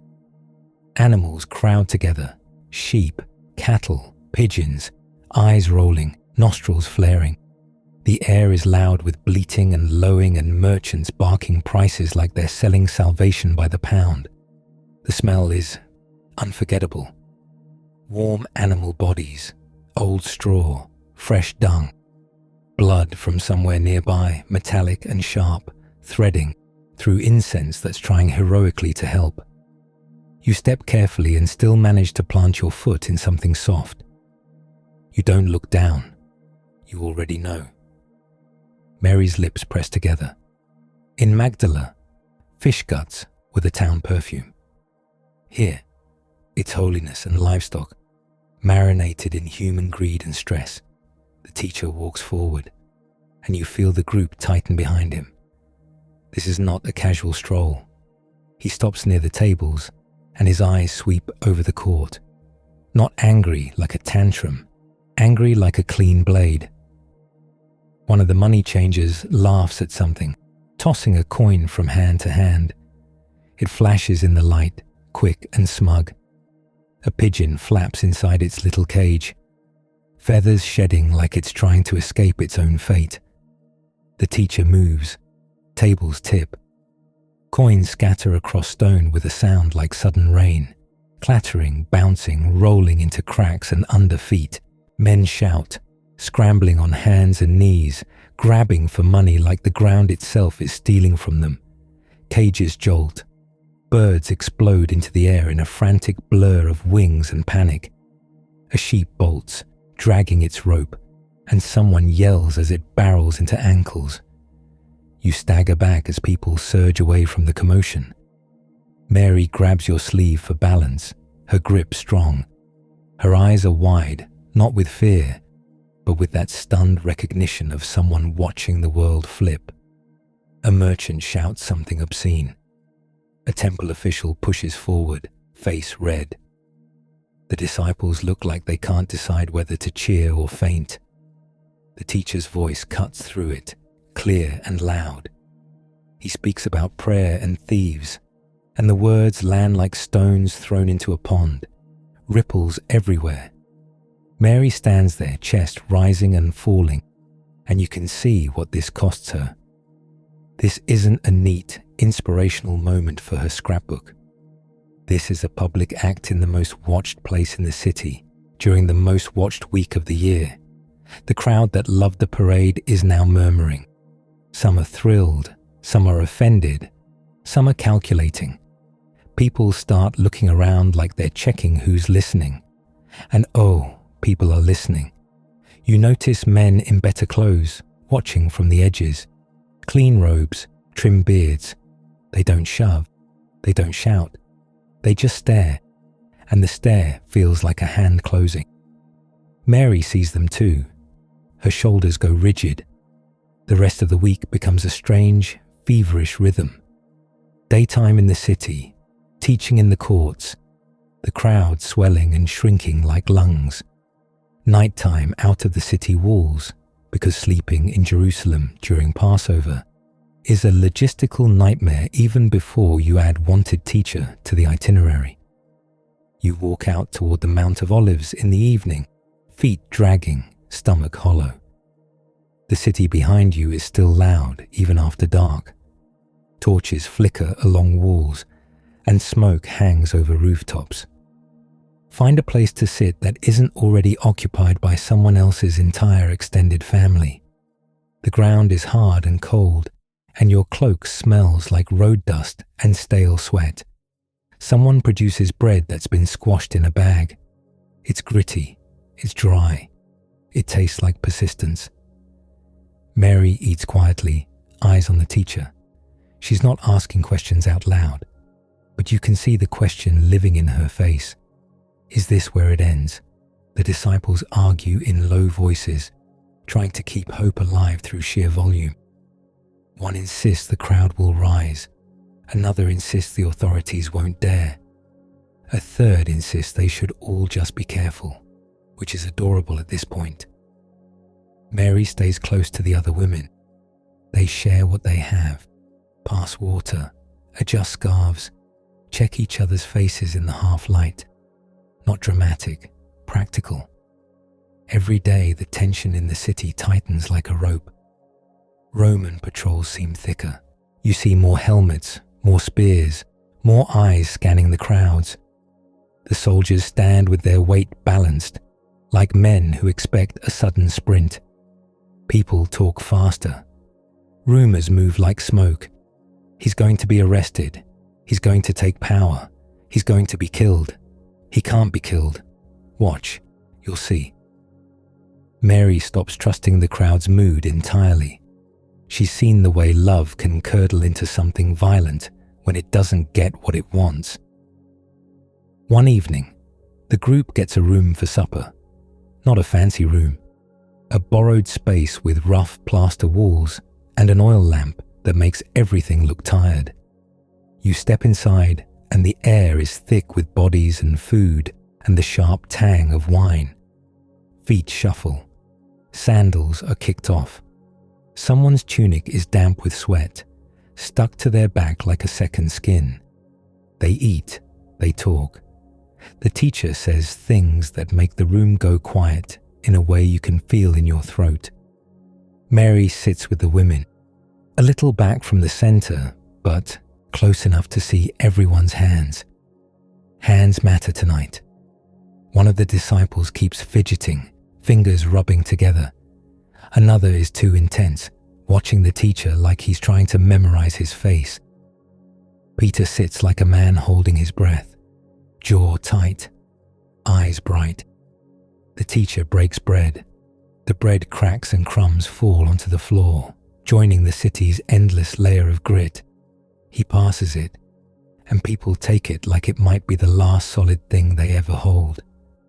Mary's stomach twists, not from hunger, from instinct. This feels like a goodbye even before anyone says it is. After the meal, the group moves out into the night. Jerusalem's streets are narrow and shadowed, and every corner feels like it could hide something sharp. You head toward a garden, olive trees, twisted trunks, leaves whispering in the breeze. The ground is uneven, scattered with stones and dry leaves. It smells like earth and crushed olive and the faint sourness of old smoke.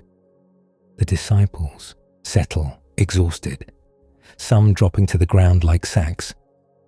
The teacher steps away to pray, and the night stretches out, tense and waiting. Mary stands with the others at a distance. She can't hear every word, but she can hear the tone. It's heavy. The air is cold enough to make your hands ache. Somewhere nearby, an insect buzzes and then stops, like even it knows to be quiet. Time passes. Not much happens, which somehow makes it worse. You start to feel foolish for being nervous, until you hear it. Footsteps, many footsteps. Torchlight appears through the trees, flickering orange. Voices murmur, low and urgent. The disciples scramble up, sudden panic making them clumsy.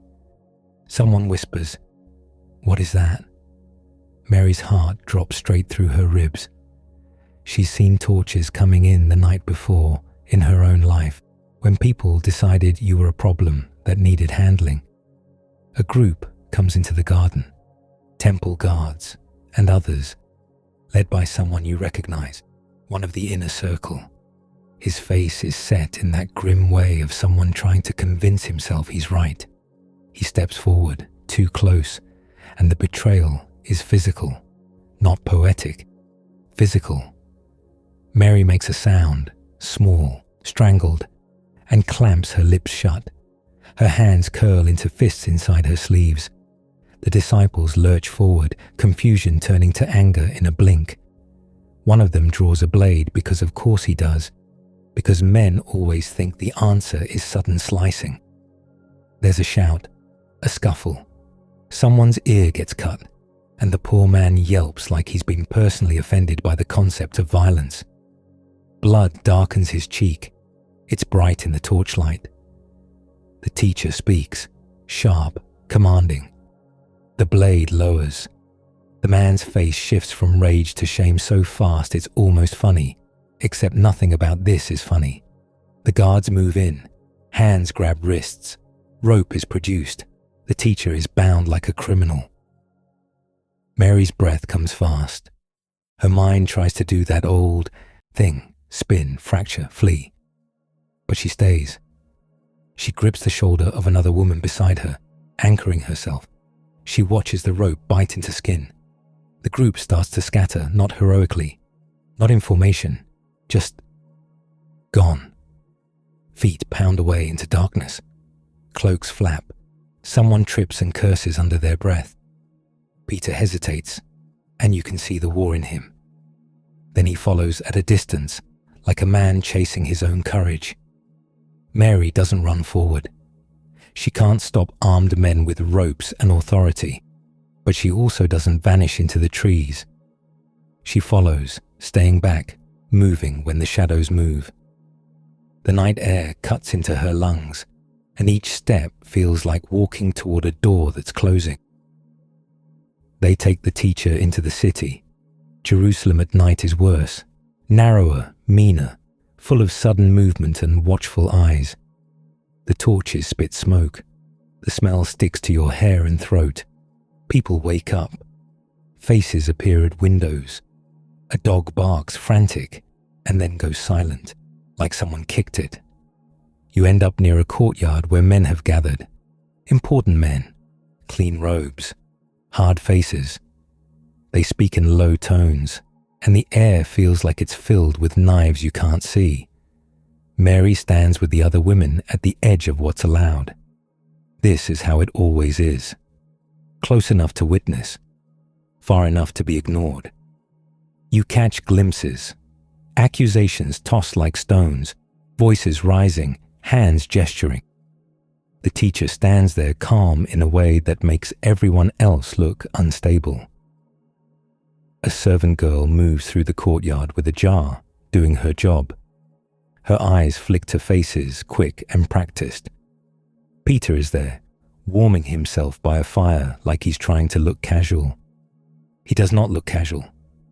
The girl looks at him again, squinting. Recognition hits her face. She says something, and Peter's head snaps toward her. His answer comes too fast, too sharp. No, I don't know him. The words land like a slap. Mary's stomach turns. She stares across the courtyard at Peter, and for a moment she looks like she might walk over and shake him until his teeth rattle. Another person says something to Peter. Again he denies it. And again. By the third time, his face is pale in the firelight, sweat shining at his temples despite the cold. A rooster crows somewhere loud and cruel, the biblical version of an alarm clock with no mercy. Peter's shoulders fold in on themselves. He turns away, and you see his eyes, wet, wrecked, human. Mary doesn't go to him, not because she doesn't care, because the teacher is still inside, and Mary's entire body is focused on one thing: stay near, keep watching, don't lose him. The night bleeds into early morning. The sky lightens slowly, grey and grim. The teacher is moved again, handed from one authority to another, like a problem nobody wants to own. You follow through streets that smell like yesterday's food and today's fear. At one point, you see Romans up close, their faces bored in that professional way that says suffering is just part of the schedule. Their tunics are clean, their sandals are solid, their confidence is infuriating. The crowd grows as daylight arrives. People love a spectacle in the morning. It pairs well with bread. Voices start to rise calling for punishment. Some of the same mouths that shouted blessings days ago are now shouting demands. Mary hears it, and her eyes go flat, like something inside her has gone quiet, not numb, focused. She stands with the women pressed together. Someone clutches her arm hard enough to hurt, and Mary doesn't even flinch. There's a moment when the sentence becomes clear, and it's like the world tilts. Crucifixion. You feel it in your gut first, a cold drop, like stepping into deep water. This isn't a quick death. This is not mercy. This is Rome making a point in public, with time. The teacher is handed over to soldiers. They move him like they've done this 1,000 times, which they have. He's beaten, not symbolically, not tastefully. You hear the sound of it, flesh struck, breath forced out, men laughing in that ugly way of people who enjoy having permission. Spit hits the ground. Someone's fist thuds against bone. Mary's face contorts, and she makes a small noise like she's choking. Her hands fly to her mouth, and she forces herself to keep looking. They press something onto his head, thorns, shoved down hard.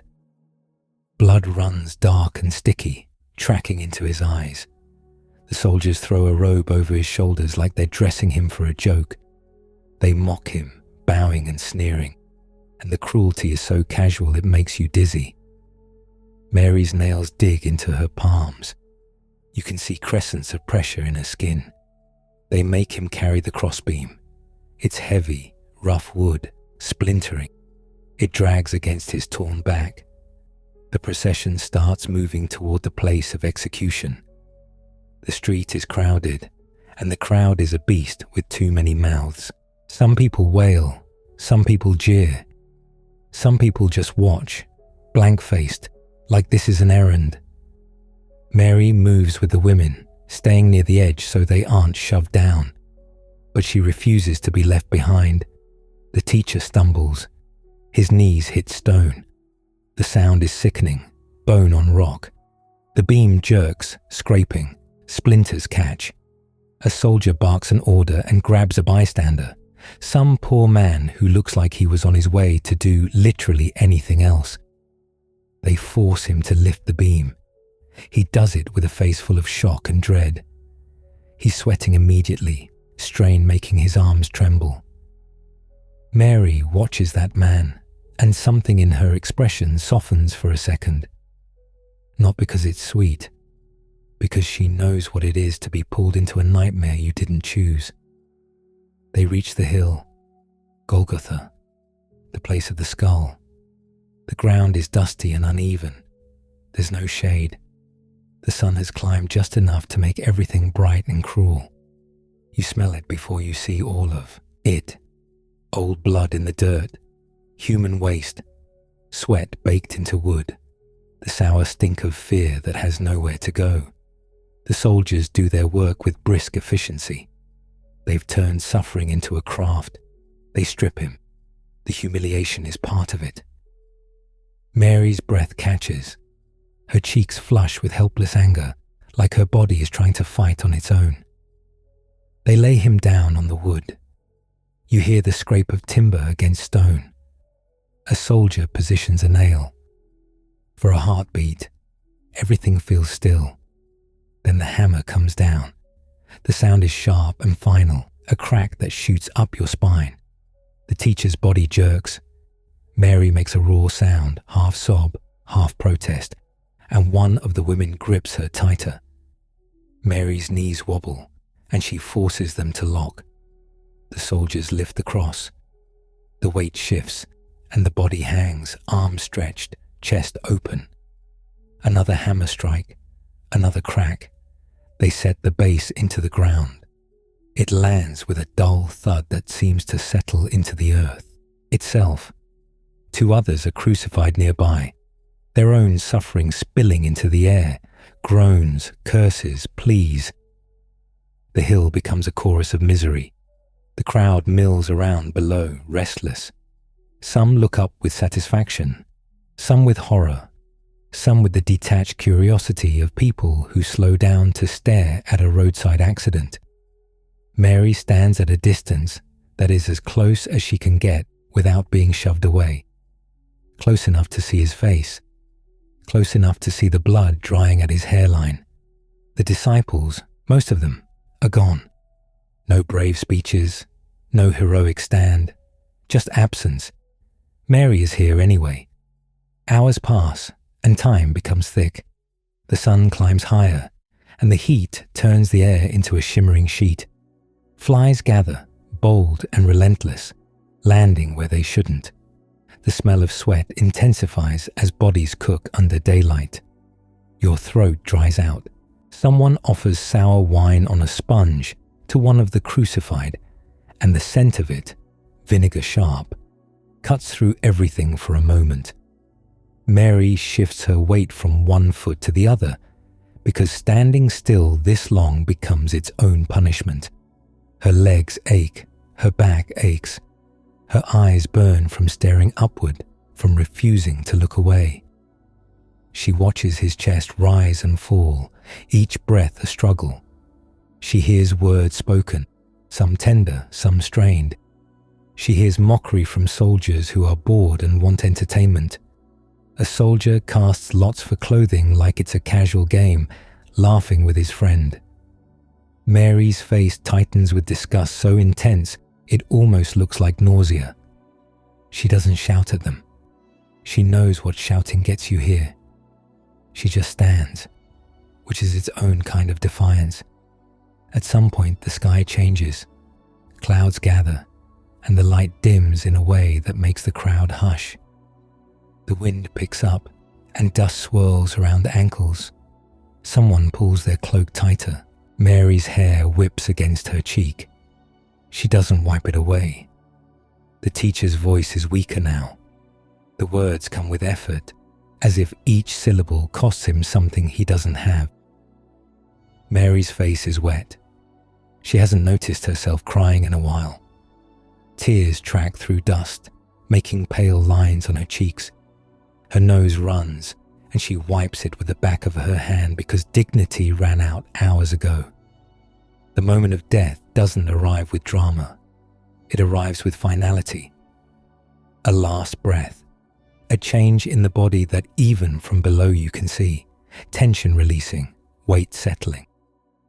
A sound escapes Mary, small and broken. Her hand flies to her chest like she's trying to hold her heart in place. Around you, the crowd shifts. Some people start to leave immediately, eager to get away, eager to pretend they didn't come for this. Others linger, staring up like they're waiting for something else to happen, because surely this can't be it. The soldiers move in close, checking, doing what they do. Their faces are businesslike, impatient. Mary keeps her eyes on the body. She looks like someone who has been holding herself upright by sheer will, and that will is starting to tremble. Eventually, permission is granted for the body to be taken down. A man with means appears, careful, urgent, trying to be respectful in the middle of a place designed to erase respect. The soldiers unfasten the body. You hear the creak of wood, the scrape of rope, the dull clink of metal. When the body comes down, it's heavier than you expect. Death has weight. Mary steps forward a fraction, then stops. This isn't her role in this moment. She knows how men react when women step too close to official business. But her eyes don't leave him. They wrap the body quickly. Cloth pulled around limbs, hands moving with practiced haste, because time matters before sunset, before the Sabbath, before rules clamp down again. The linen looks too clean against blood and bruises. It feels wrong, like putting a fresh sheet over a broken table. Mary follows as they carry him, not hovering, not wailing in the street like some dramatic performance, just walking behind, steady as a shadow. They move through the city, avoiding the thickest crowds. Jerusalem is still packed, still loud, still busy being Jerusalem. People step aside, some curious, some indifferent. A child points and is pulled back by an adult. Mary watches the child's face for a second, then she looks away. They reach a garden near a tomb cut into rock.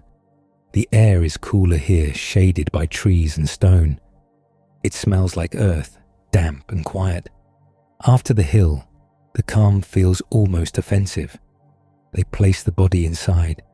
The tomb is dark, a mouth in the rock, swallowing light. Mary stands at a distance with the other women, watching every step, because details matter now. Where? Which tomb? What stone? A large stone is rolled to close the entrance. It grinds against rock with a low, heavy sound that vibrates in your bones. When it settles, it looks final. A sealed door with no handle. Mary's shoulders sag for the first time, like her body has finally run out of pretending it's fine. Her hands hang limp at her sides, stained with dust, nails rimmed with grime. She stares at the stone. Her eyes are swollen, red, unfocused.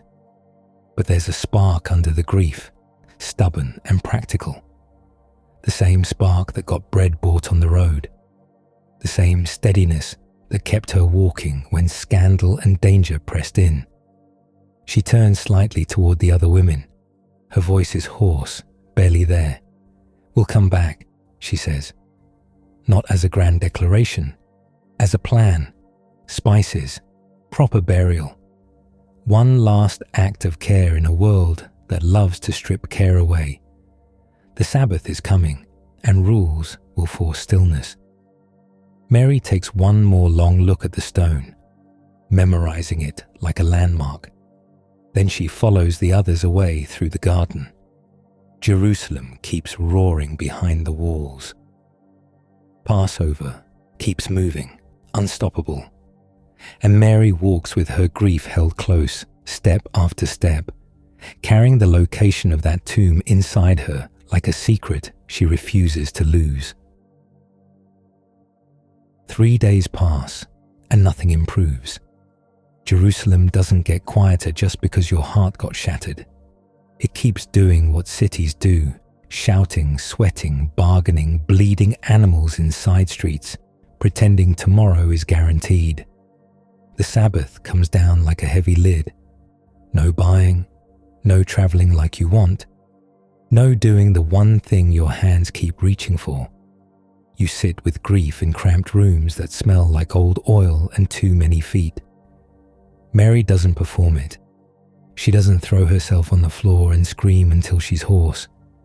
She just goes very still, like someone holding a jar that's cracked and trying not to spill what's left. You keep catching her staring at her hands.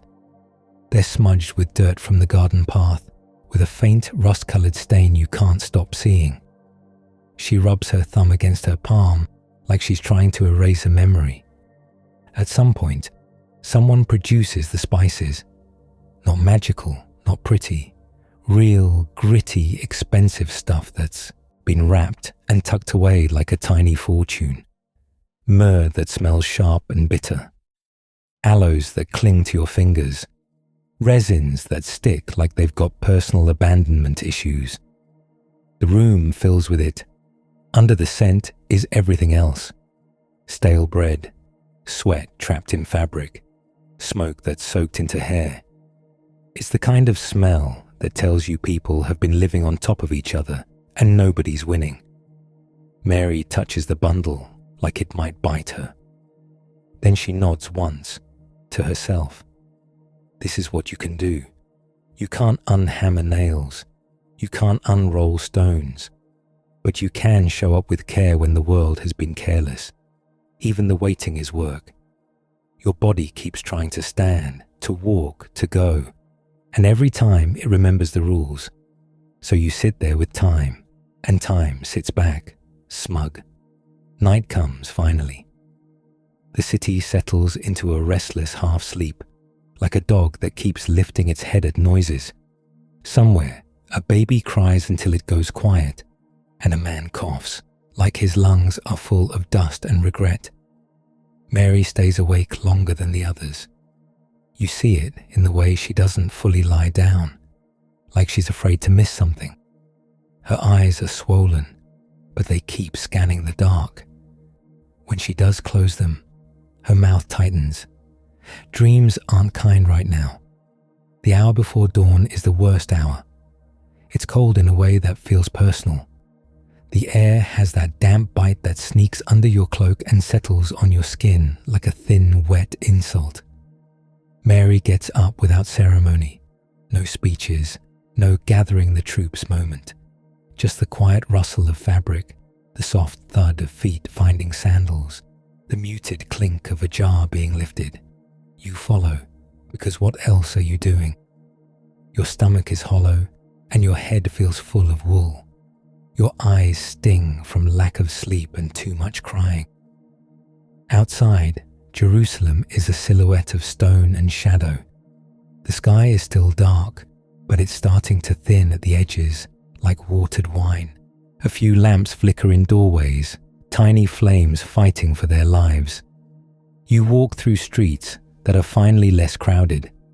Less crowded doesn't mean clean. It means you can see the mess better. There's yesterday's straw in the corners, crushed herbs that got trampled into the stones. Something that smells like a latrine bucket had a bad day and took it out on the nearest wall.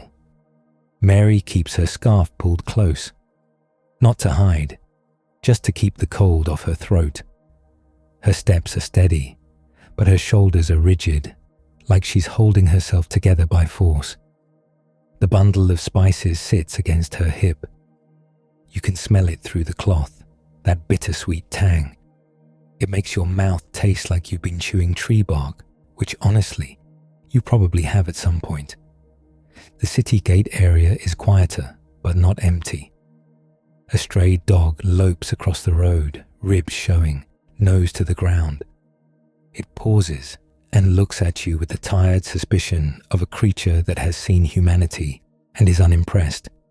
Somewhere, a rooster crows again, because roosters are apparently committed to emotional vandalism this week.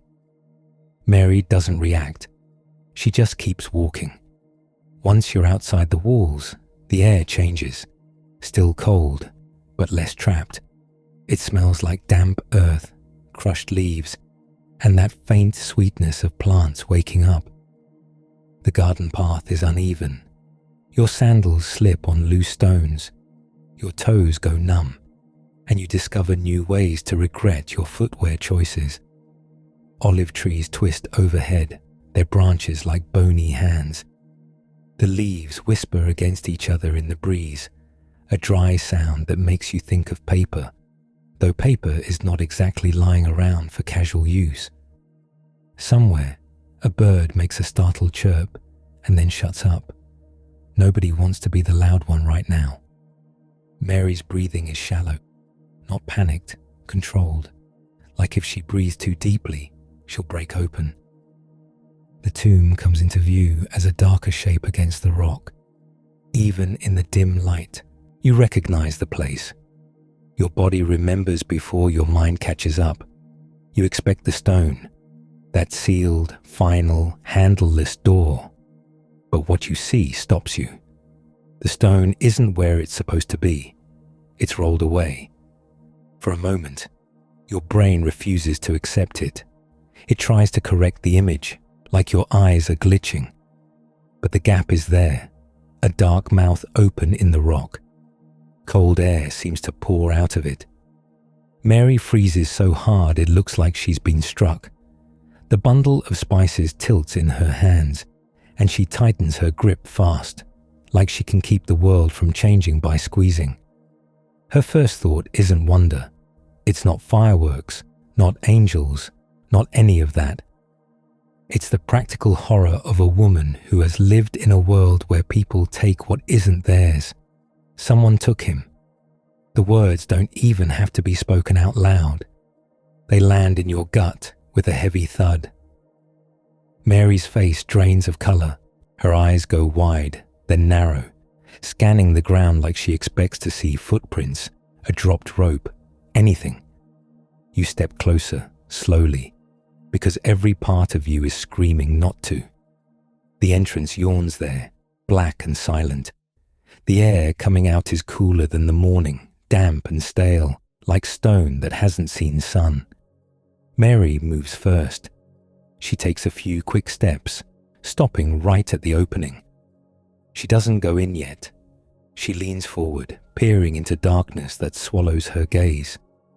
"Where is he?" she whispers, and it doesn't sound like a question. It sounds like someone trying not to fall.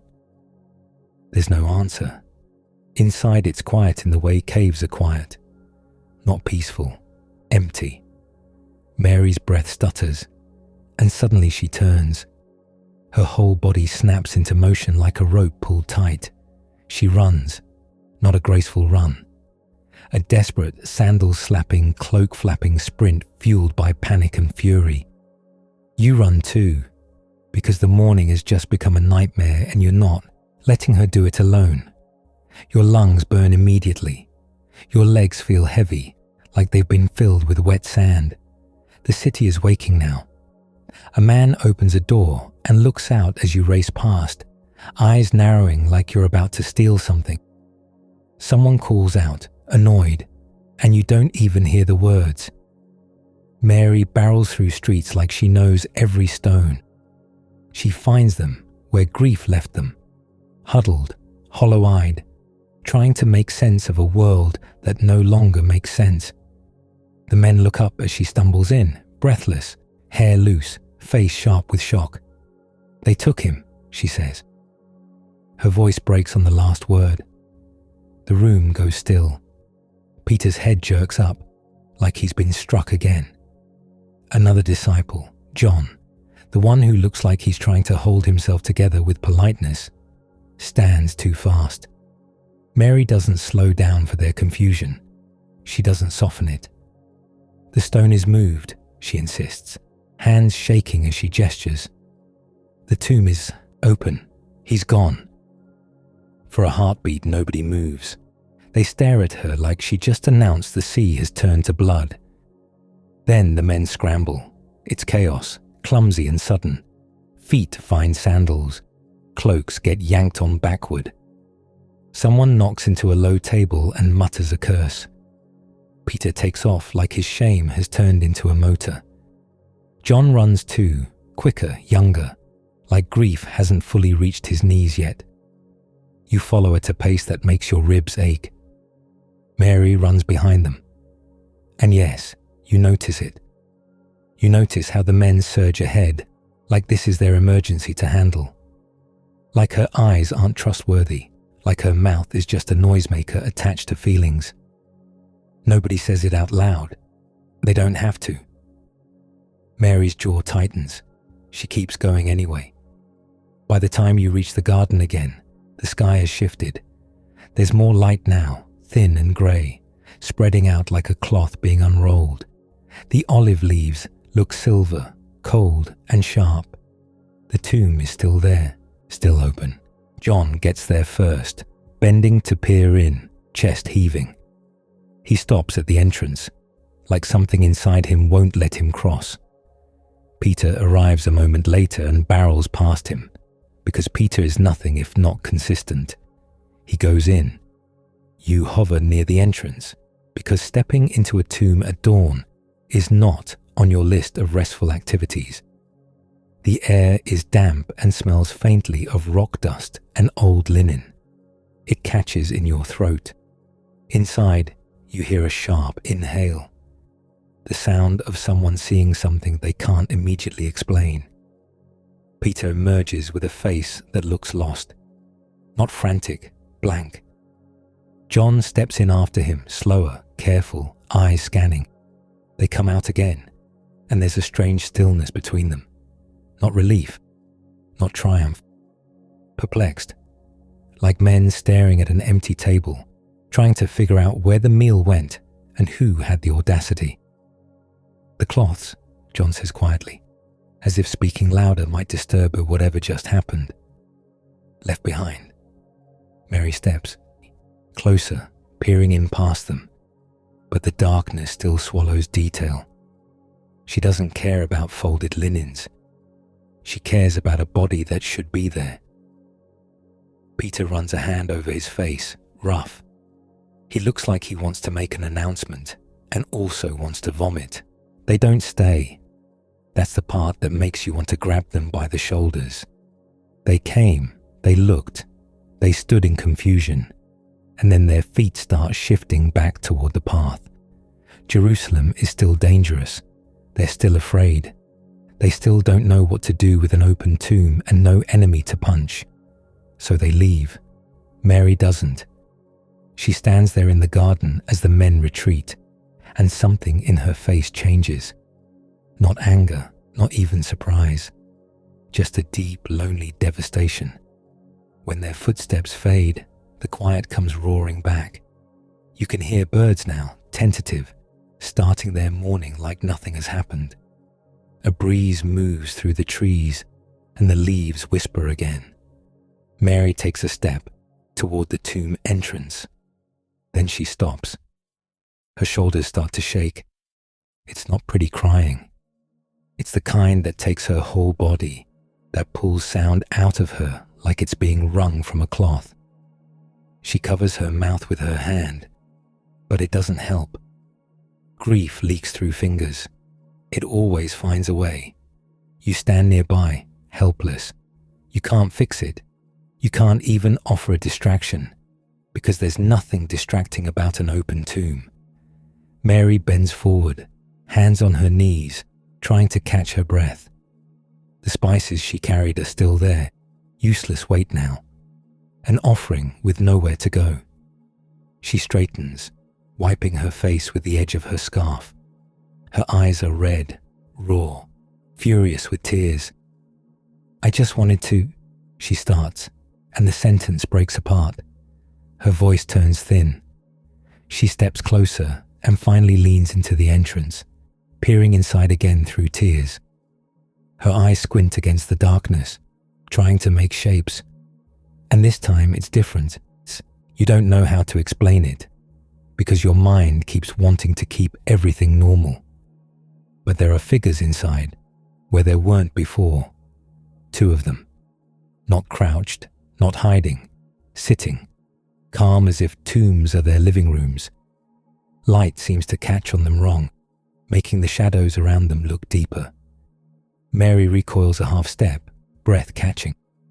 Her hands fly up, palms open, the way you do when you don't know whether to run or bow.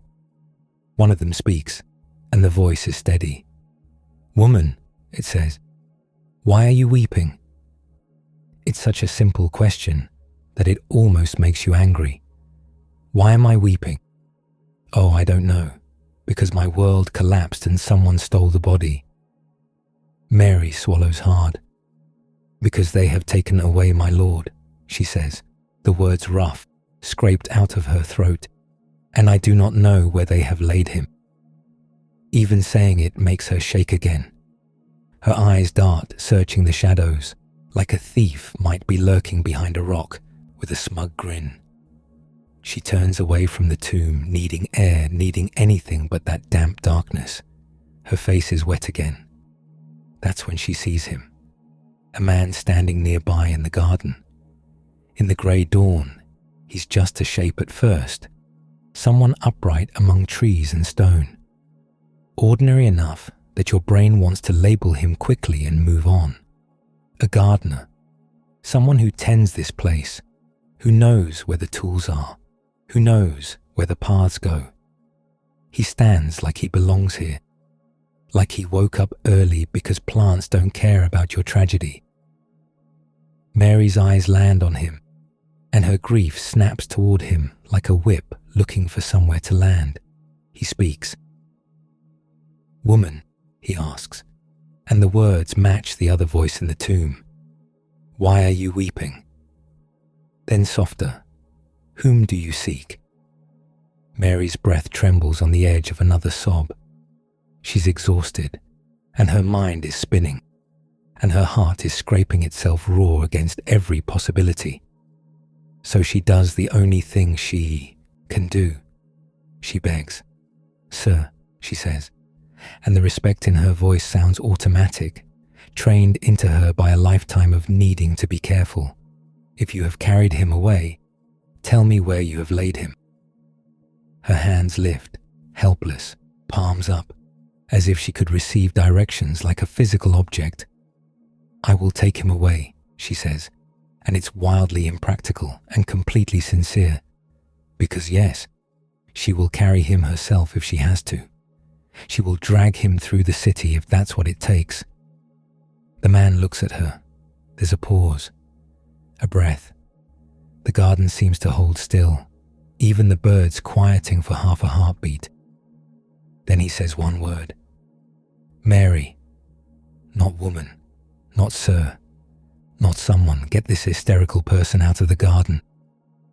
Mary. And it hits her like a hand on the heart. Her face changes instantly, shock, disbelief, hope crashing in all at once. Her eyes widen, and the tears stop mid-fall, like her body forgot the script. She knows that voice. Not because it's loud, because it's his. "Rabboni," she gasps, and the word comes out like a sob that turned into worship halfway through. She lunges forward. Of course she does. Her hands reach for him the way you reach for a railing when the world is spinning. All the restraint, all the carefulness, all the rules, gone. For a second, it's almost frantic, like she's afraid he'll vanish if she doesn't grab hold. Like grief has trained her to expect loss, always. He steps back just enough to stop her. Not harsh, not rejecting, but firm, like someone steadying a person who's about to faint. Mary's breath catches, and you can see her fighting the urge to cling like her life depends on it, because it feels like it does. He speaks to her, close now, real enough to hear, real enough to make your skin prickle. There's instruction in his voice, a direction, not a scolding. Go. Tell. Mary stands there, shaking, her hands hovering in the air as if she doesn't know what to do with them anymore. Her eyes are locked on his face, trying to memorize every detail before the world changes again. The dawn light grows stronger, and you can see him more clearly. The garden looks the same. The stone is still rolled away, but Mary's world has flipped so violently she can barely stand. She takes a half step back, like she needs space to believe it. Her lips part, but no sound comes out for a moment. Her chest rises, falls. Her breath turns into something like laughter and crying mixed together, the strange sound of a person getting back what they thought was gone forever. Then she turns, fast. She gathers her cloak and runs again. But this run is different, not frantic in the same way. It's urgent, bright, electric. You run too, feet pounding the path, lungs burning, because you can't not. The air feels less cold now, though maybe that's just your body overheating from sprinting through history. Jerusalem is waking fully. Doors open. People step out with baskets and sleepy faces. A man dumps something foul-smelling into the street like it's a normal morning chore, because it is. Mary doesn't slow. She bursts into the place where the disciples are gathered, and the room jolts like someone dropped a stone into still water. Heads snap up, eyes widen. Mary stands there heaving for breath, hair wild, face streaked with dried tears and new ones. The spice bundle is gone now, dropped somewhere along the way, abandoned like an old plan. "I have seen the Lord," she says. The words hang in the air. For a heartbeat, there's nothing. Just blinking, the slow processing of men who have had too much fear and too little sleep. Peter stares at her like she's speaking another language. Someone else frowns, the kind of frown that tries to push a miracle back into the box. One of them opens his mouth, closes it, opens it again. His eyes flick away, then back, as if looking at her directly might make it more real. Mary doesn't shrink under it. She stands her ground, shoulders squared, breathing hard, eyes bright. There's a steadiness in her now that wasn't there an hour ago. Not because she suddenly became unbreakable, because she knows what she heard. He said her name. You can see the disbelief spread through the room like a slow, reluctant fog. Not because they're cruel, because the world has trained them since they were boys to treat a woman's witness like background noise. Women are for water jars and bread dough and mourning songs, not for delivering news that changes everything. Their faces say it without words. Are you sure? Are you upset? Did you dream it? Did you breathe too much myrrh? Mary's jaw tightens again, and for a second, you can almost see the old fire that kept her standing at the cross. The same stubbornness that made her follow in the first place. I'm sure, her whole body seems to say. They still hesitate. And that's the absurd, infuriating, perfect mess of it. The biggest news any of them will ever hear, delivered by the one person who stayed, delivered by the one person they're most likely to dismiss. Mary doesn't waste time trying to manage their feelings. She's already done her part. She stands there breathing hard, eyes fixed on them, waiting for them to catch up to reality. Outside, Jerusalem keeps waking. Merchants shouting, animals complaining, bread baking, life dragging itself forward. But Mary has been in the garden.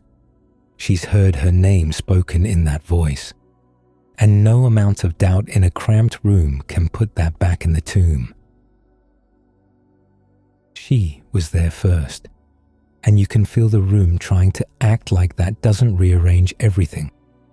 You're still in that cramped room, the one that smells like old oil, unwashed wool, and bread that's been handled by too many nervous hands. Mary is standing like a stake driven into the floor. "I've seen the Lord," she said, and the sentence is just sitting there, daring somebody to pick it up. The men blink at her. It's not even dramatic blinking. It's the slow, stupid blinking of people who've been awake for 3 days straight on fear and cruss. Someone mutters a prayer like it might mop up the moment. Someone else shifts his weight like he's considering the safest piece of furniture to hide behind. Peter's face does that thing where he looks like he's about to either cry or argue with the sky. Mary doesn't argue. She doesn't beg. She just waits, and you learn something right away. Being the first witness doesn't feel like confetti. It feels like delivering news that should crack the world open and getting the emotional equivalent of, "Okay, but are you sure though?" Time drags forward anyway, because time is rude like that. The city outside keeps clattering.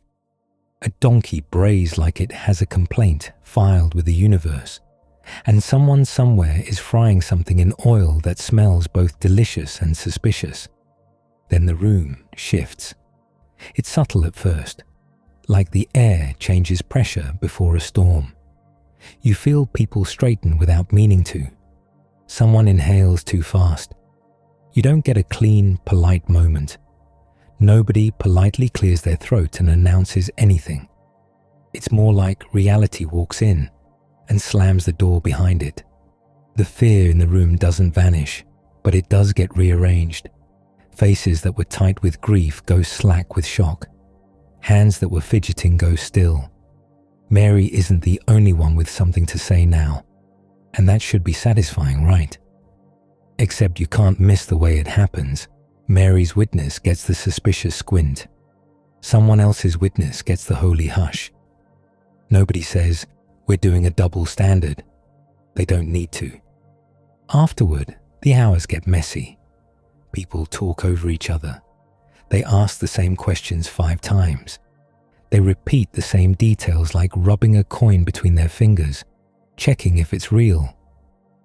Mary sits back for a moment, and you see it on her face. Relief, yes, but also that particular exhaustion of being right in a room full of people who acted like you were probably hysterical. Soon enough, the hiding turns into waiting. You stay indoors because stepping outside still feels like volunteering for a public beating. Jerusalem is full of strangers with opinions, and Rome has never met a problem it couldn't solve with nails. The house becomes a little universe of its own. It smells like sweat trapped in fabric, sour wine, and feet that have seen too much. Someone's always chewing something. Someone's always whispering. Mary moves through it like she's done this kind of survival before. She checks on people without making a ceremony of it. She hands out food when there is food. She pours water when there is water. It's not glamorous. It's logistics. And yes, it matters that she knows how to do it, because movements don't run on speeches. They run on somebody remembering to buy grain and somebody else not letting everyone spiral into nonsense. Day after day, the same thing happens. Someone wants to retell the morning in the garden. Mary tells it because she was there. She keeps it simple. Stone rolled away. Empty tomb. A voice. Her name. Every time she says it, you can see people flinch a little. Not because they don't believe she believes it, because the idea that a woman carried the first announcement sits in their throats like dry bread, hard to swallow, embarrassingly chewy. Still, they need her. They need her steady presence, and they need her money when money is required. Jerusalem is not a town where you can just vibe your way through rent and food. A jar of oil gets passed around. Somebody counts out coins. Someone argues about where to meet next. Mary is the one who calmly says, "Not there," when a location is too public. Mary is the one who knows which alley smells the least like human waste, animal droppings, and mystery liquids you'd rather not identify. You start hearing a phrase whispered with a kind of reluctant respect. Not shouted, not carved into stone, just said low when someone new joins and asks how any of this started. "She told us," they say, nodding toward Mary. "She was sent to us. An apostle to the apostles. The messenger who brought the message to the messengers." And you'd think that would stick like pitch. You'd think that would be the sort of thing nobody could ever sand down. But people are astonishingly talented at sanding. Years begin to pass. Jerusalem changes because cities always do. New faces, new soldiers, new taxes, same dust. The little gatherings grow. So do the arguments. You sit on floors that bruise your tailbone. You eat bread that tastes like someone made it out of determination and pebbles. You listen to men debate words like their lives depend on the exact phrasing. Sometimes they do. Mary is still there for a while. Not always at the center. She becomes the person who arrives early. The person who knows where the cups are. The person who remembers who's sick and who's hiding and who can't afford lamp oil. Her world smells less like the Sea of Galilee now, and more like a city's stale corners. Smoke, garlic, wet stone, the metallic tang of coins being counted. And then, one day, you realize something. A story is being told, a big one. It's being recited in that rhythmic, careful way people use when they want something to last longer than their own bodies. Names are spoken like they're being stitched into fabric. Peter, John, James. The room hums with recognition every time a familiar man's name drops. Mary's name doesn't come. You look over at her because your neck moves before your brain can stop it. She's sitting off to the side, hands folded, listening like everyone else. Her face doesn't twist. She doesn't stand up and throw a jar. She just lowers her eyes for a moment, like she's watching a door close gently but firmly from the inside. It's not that anyone stands up and says, "We should erase her." It's worse than that. It's that the telling drifts toward the loud voices, the traveling speeches, the public moments. Mary's contribution was the kind that happens in a garden at dawn, the kind that happens when everyone else is too scared to stay. People love bravery, as long as it comes in a socially acceptable package. Mary keeps doing what she does. She feeds, she funds, she steadies, and the movement keeps moving. You find yourself in other rooms now. Different houses, different cities, different smells. One place reeks of tanning vats and rotting scraps, like somebody decided to make leather and trauma in the same backyard. Another smells like fish again, and for a moment you think of Magdala and brine, and the way the wind off the water could cut through a cloak. New believers pack into a room until the air turns thick. Someone sweats into your shoulder. A baby fusses and gets bounced without mercy. A letter gets brought out, rolled and precious. The reader clears his throat, the way people do when they want silence to behave. Everyone leans in, hungry for news. The letter is from a man who has never met subtlety. His words snap and spark. He greets people by name, so many names, men, women, whole households. You wait for Mary's name like you're waiting for a familiar footstep in a hallway. It doesn't come. The room doesn't gasp. Nobody notices. You do, because you've seen the garden. You've seen the way Mary's mouth formed the words, "I have seen the Lord," and the way the world tried to pretend it hadn't heard her. Afterward, you step outside and breathe air that smells like street dust and old food and whatever is rotting in the gutter. You stand there with the strange sensation of watching someone become a rumor while she's still alive somewhere under the same sun. Mary doesn't vanish in a puff of smoke. That would at least be dramatic. She fades the way ink fades on fabric left too long in the light. Slow, quiet, almost polite. And the maddening part is, you can still feel her fingerprints all over everything. The women still show up with food. The women still host gatherings. The women still carry messages down alleyways and through markets where men stare too long.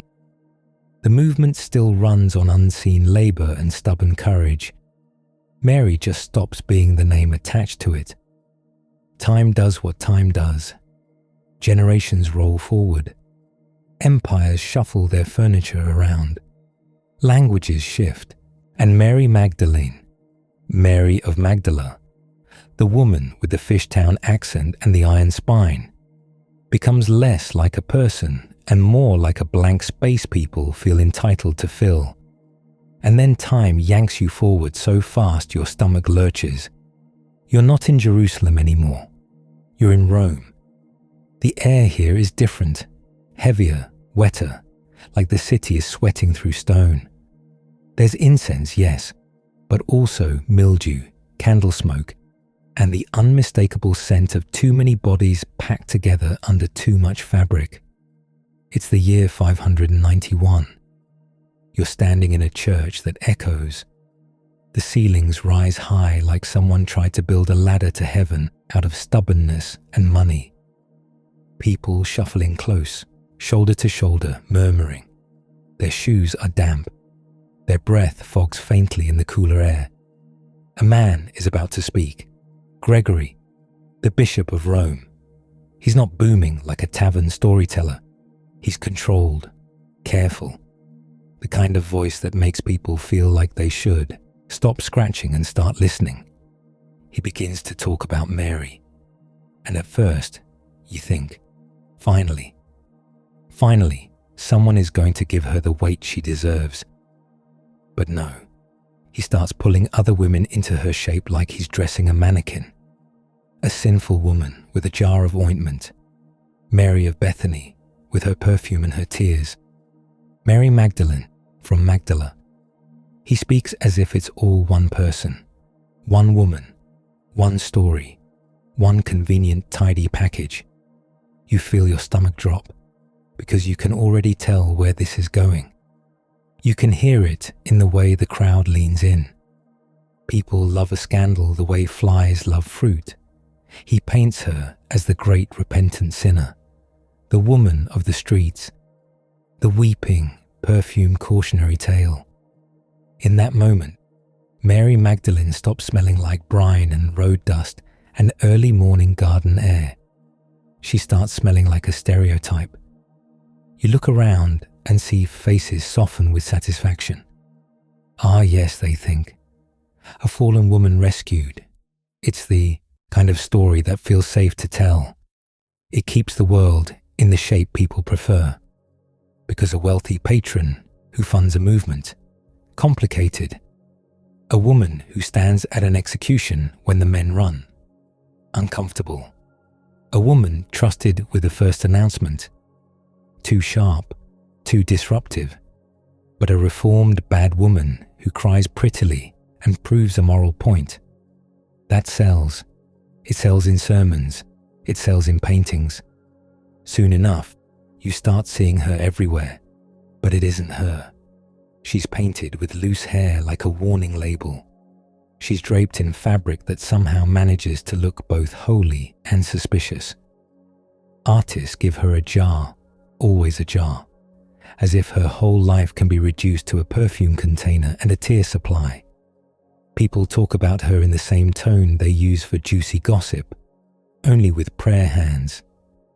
They make her into a spiritual before and after poster, and the real Mary.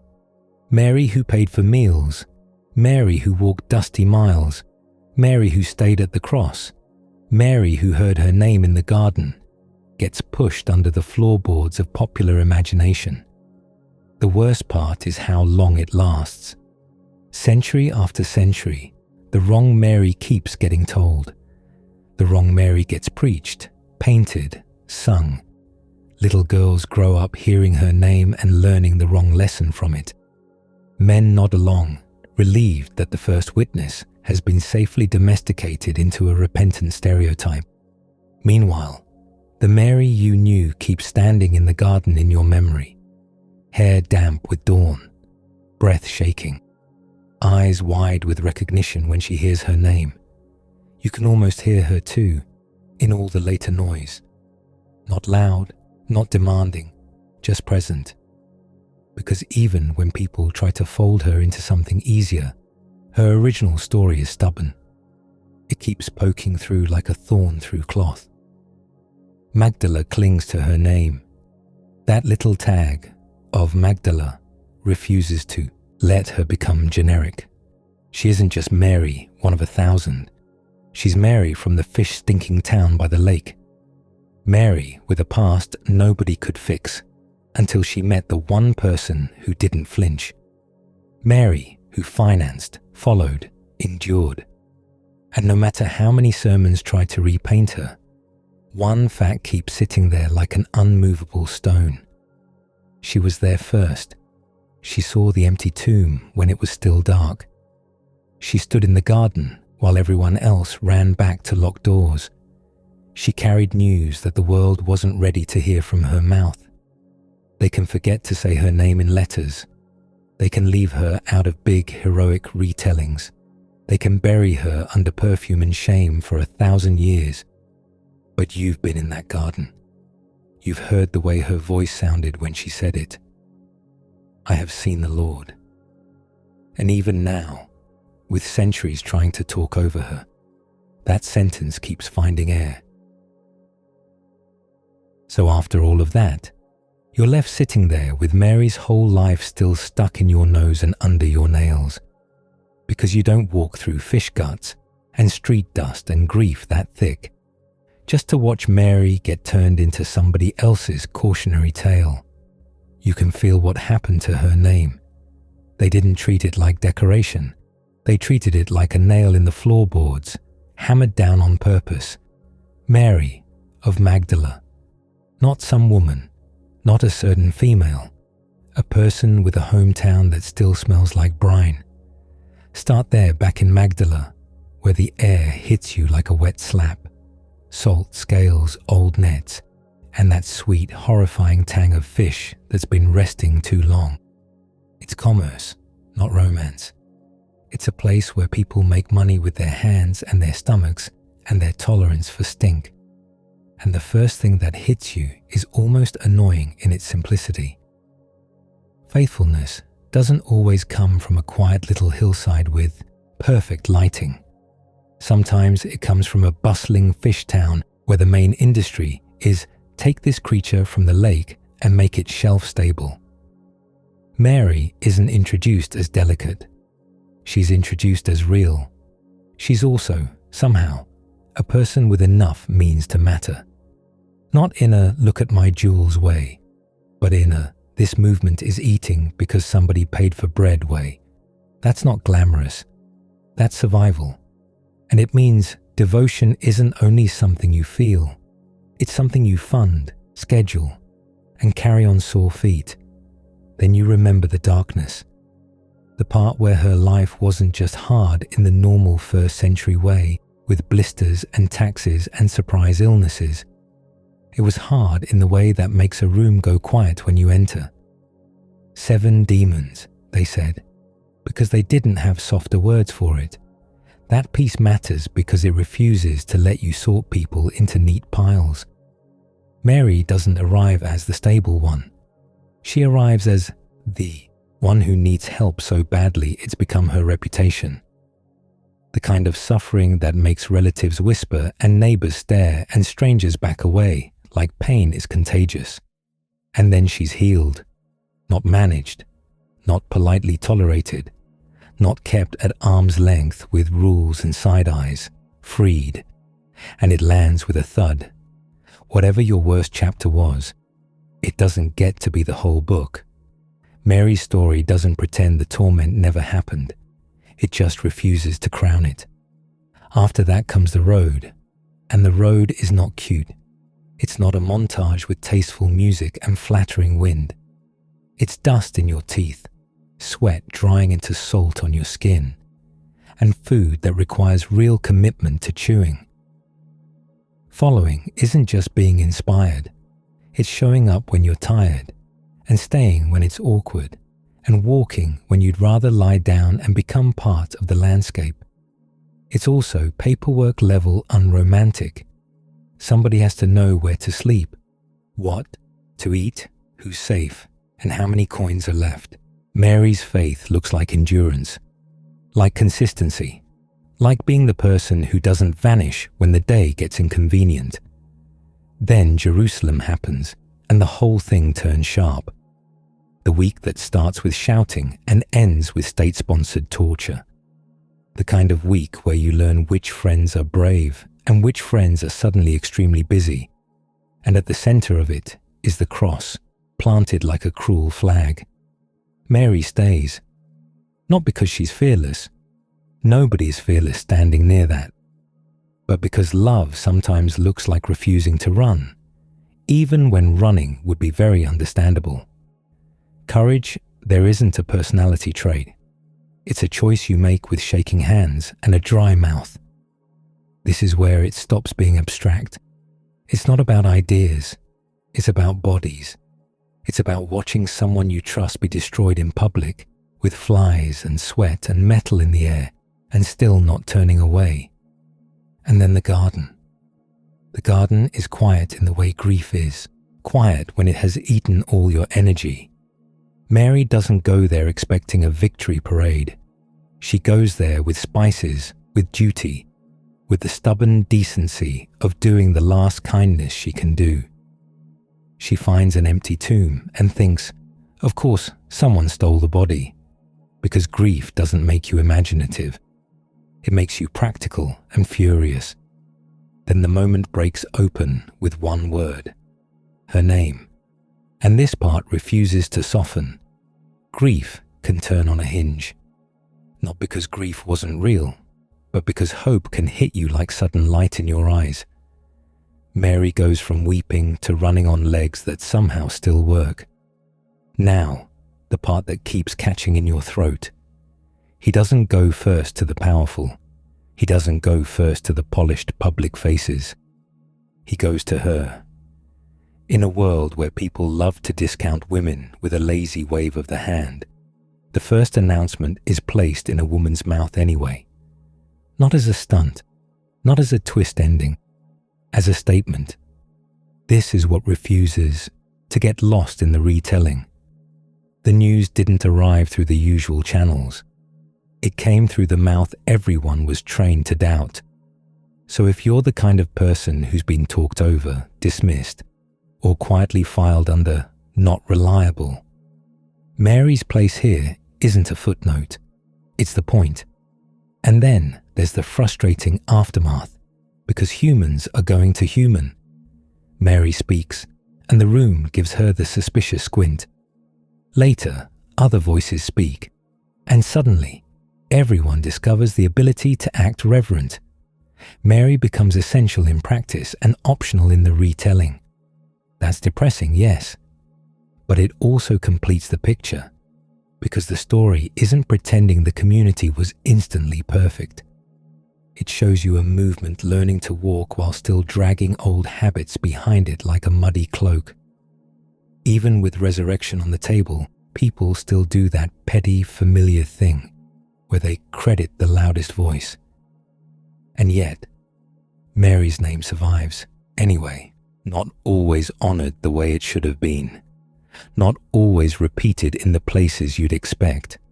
Sometimes it's even shoved into a costume that doesn't fit, like that later version of her life where she's turned into a perfume-soaked stereotype. But the original shape of her story keeps pushing back, because you can't fully erase a woman who stood at the cross and went to the tomb and heard her name spoken in the dark. You can try to sand her down into something safer, but the grain won't disappear. Magdala stays attached to her like the smell of fish in a cloak you can't wash out. So when you step back from the whole journey, Magdala, torment, healing, road, cross, garden, the meaning settles into something solid. They kept Mary in the memory to show what faithful presence looks like. Not flashy, not officially rewarded, not always credited, just steady. They kept her there to say suffering doesn't get the final word over a person. They kept her there to say courage can look like staying put when your knees want to fold. They kept her there to say the message can be entrusted to the one everyone else underestimates. And they kept her there because the first witness, being a woman, wasn't an accident. It was a truth they refused to smooth over, even when later generations tried. So Mary stands, in the end, exactly the way you first saw her in that cramped room, like a stake driven into the floor, not asking permission, not begging to be believed, just holding the sentence that started it all, steady as breath. I have seen the Lord. You leave her where you found her, in a garden, at dawn, hearing her name. The air is still cold enough to bite, not the dramatic, romantic kind of cold, the kind that sneaks under your sleeves and makes your fingers feel stupid and clumsy around a jar of spices. You're standing on damp ground that won't stop clinging to your sandals. The soil is dark and heavy, the way it gets right before sunrise. Somewhere nearby, something small rustles in the leaves, and your whole body does that tense little flinch, because grief has turned your nerves into tripwires. The garden smells like crushed herbs, wet stone, and that sharp green bite of olive leaves. It's a nice smell, technically. You still hate it because it's attached to this moment now. Your throat is sore from crying, your eyes feel swollen, and your chest is hollowed out like someone scooped you clean. And in the middle of it all is that voice. Not booming, not theatrical, not trying to impress a crowd. Just your name, spoken like it belongs to you. Like you're not a rumor, not a problem, not a person everyone can relabel when it's convenient. Mary. You don't get a neat ending after that. You get life, which is messier and louder and full of people who will misunderstand you with great confidence. You walk back into a world that still smells like sweat and smoke and yesterday's frying oil. The streets are waking up. Donkeys complain. Merchants yank open shutters. Someone dumps a bucket of something that hits the dirt with a wet slap, and you carry the sentence that has to be said, even if it gets you that look. The polite smile, the little chuckle, the sure okay face people use when they want you to stop talking. You say it anyway, because you didn't travel all those roads and eat all that hard bread and sleep on all those bug-riddled mats just to keep quiet now. You didn't stand at the cross with metal in the air and flies landing wherever they wanted, just to become small again. You didn't come from Magdala, fish brine Magdala, net rope Magdala. Your cloak will never be the same Magdala, to be erased by someone else's comfort. Your name keeps moving through the world the way smells do. It gets into everything. It slips into rooms where people are afraid. It gets whispered between women who know what it costs to stay when it's dangerous. It gets spoken aloud in gatherings where lamps smoke and the air is thick with bodies and someone's kid will not stop coughing. It also gets mishandled, badly. People take your story and start trying to fit it into whatever shape makes them feel tidy. They tug at it like it's a too long robe. They pin it here, cut it there, and suddenly you're wearing a costume you never chose. They make you into an example, a warning label, a headline written by someone who wasn't there and didn't smell the garden dirt under your nails. But even that doesn't kill you, because the thing about a name that's been spoken in the dark is that it doesn't vanish easily. It's stubborn. It sticks. It survives in mouths that can't pronounce it perfectly.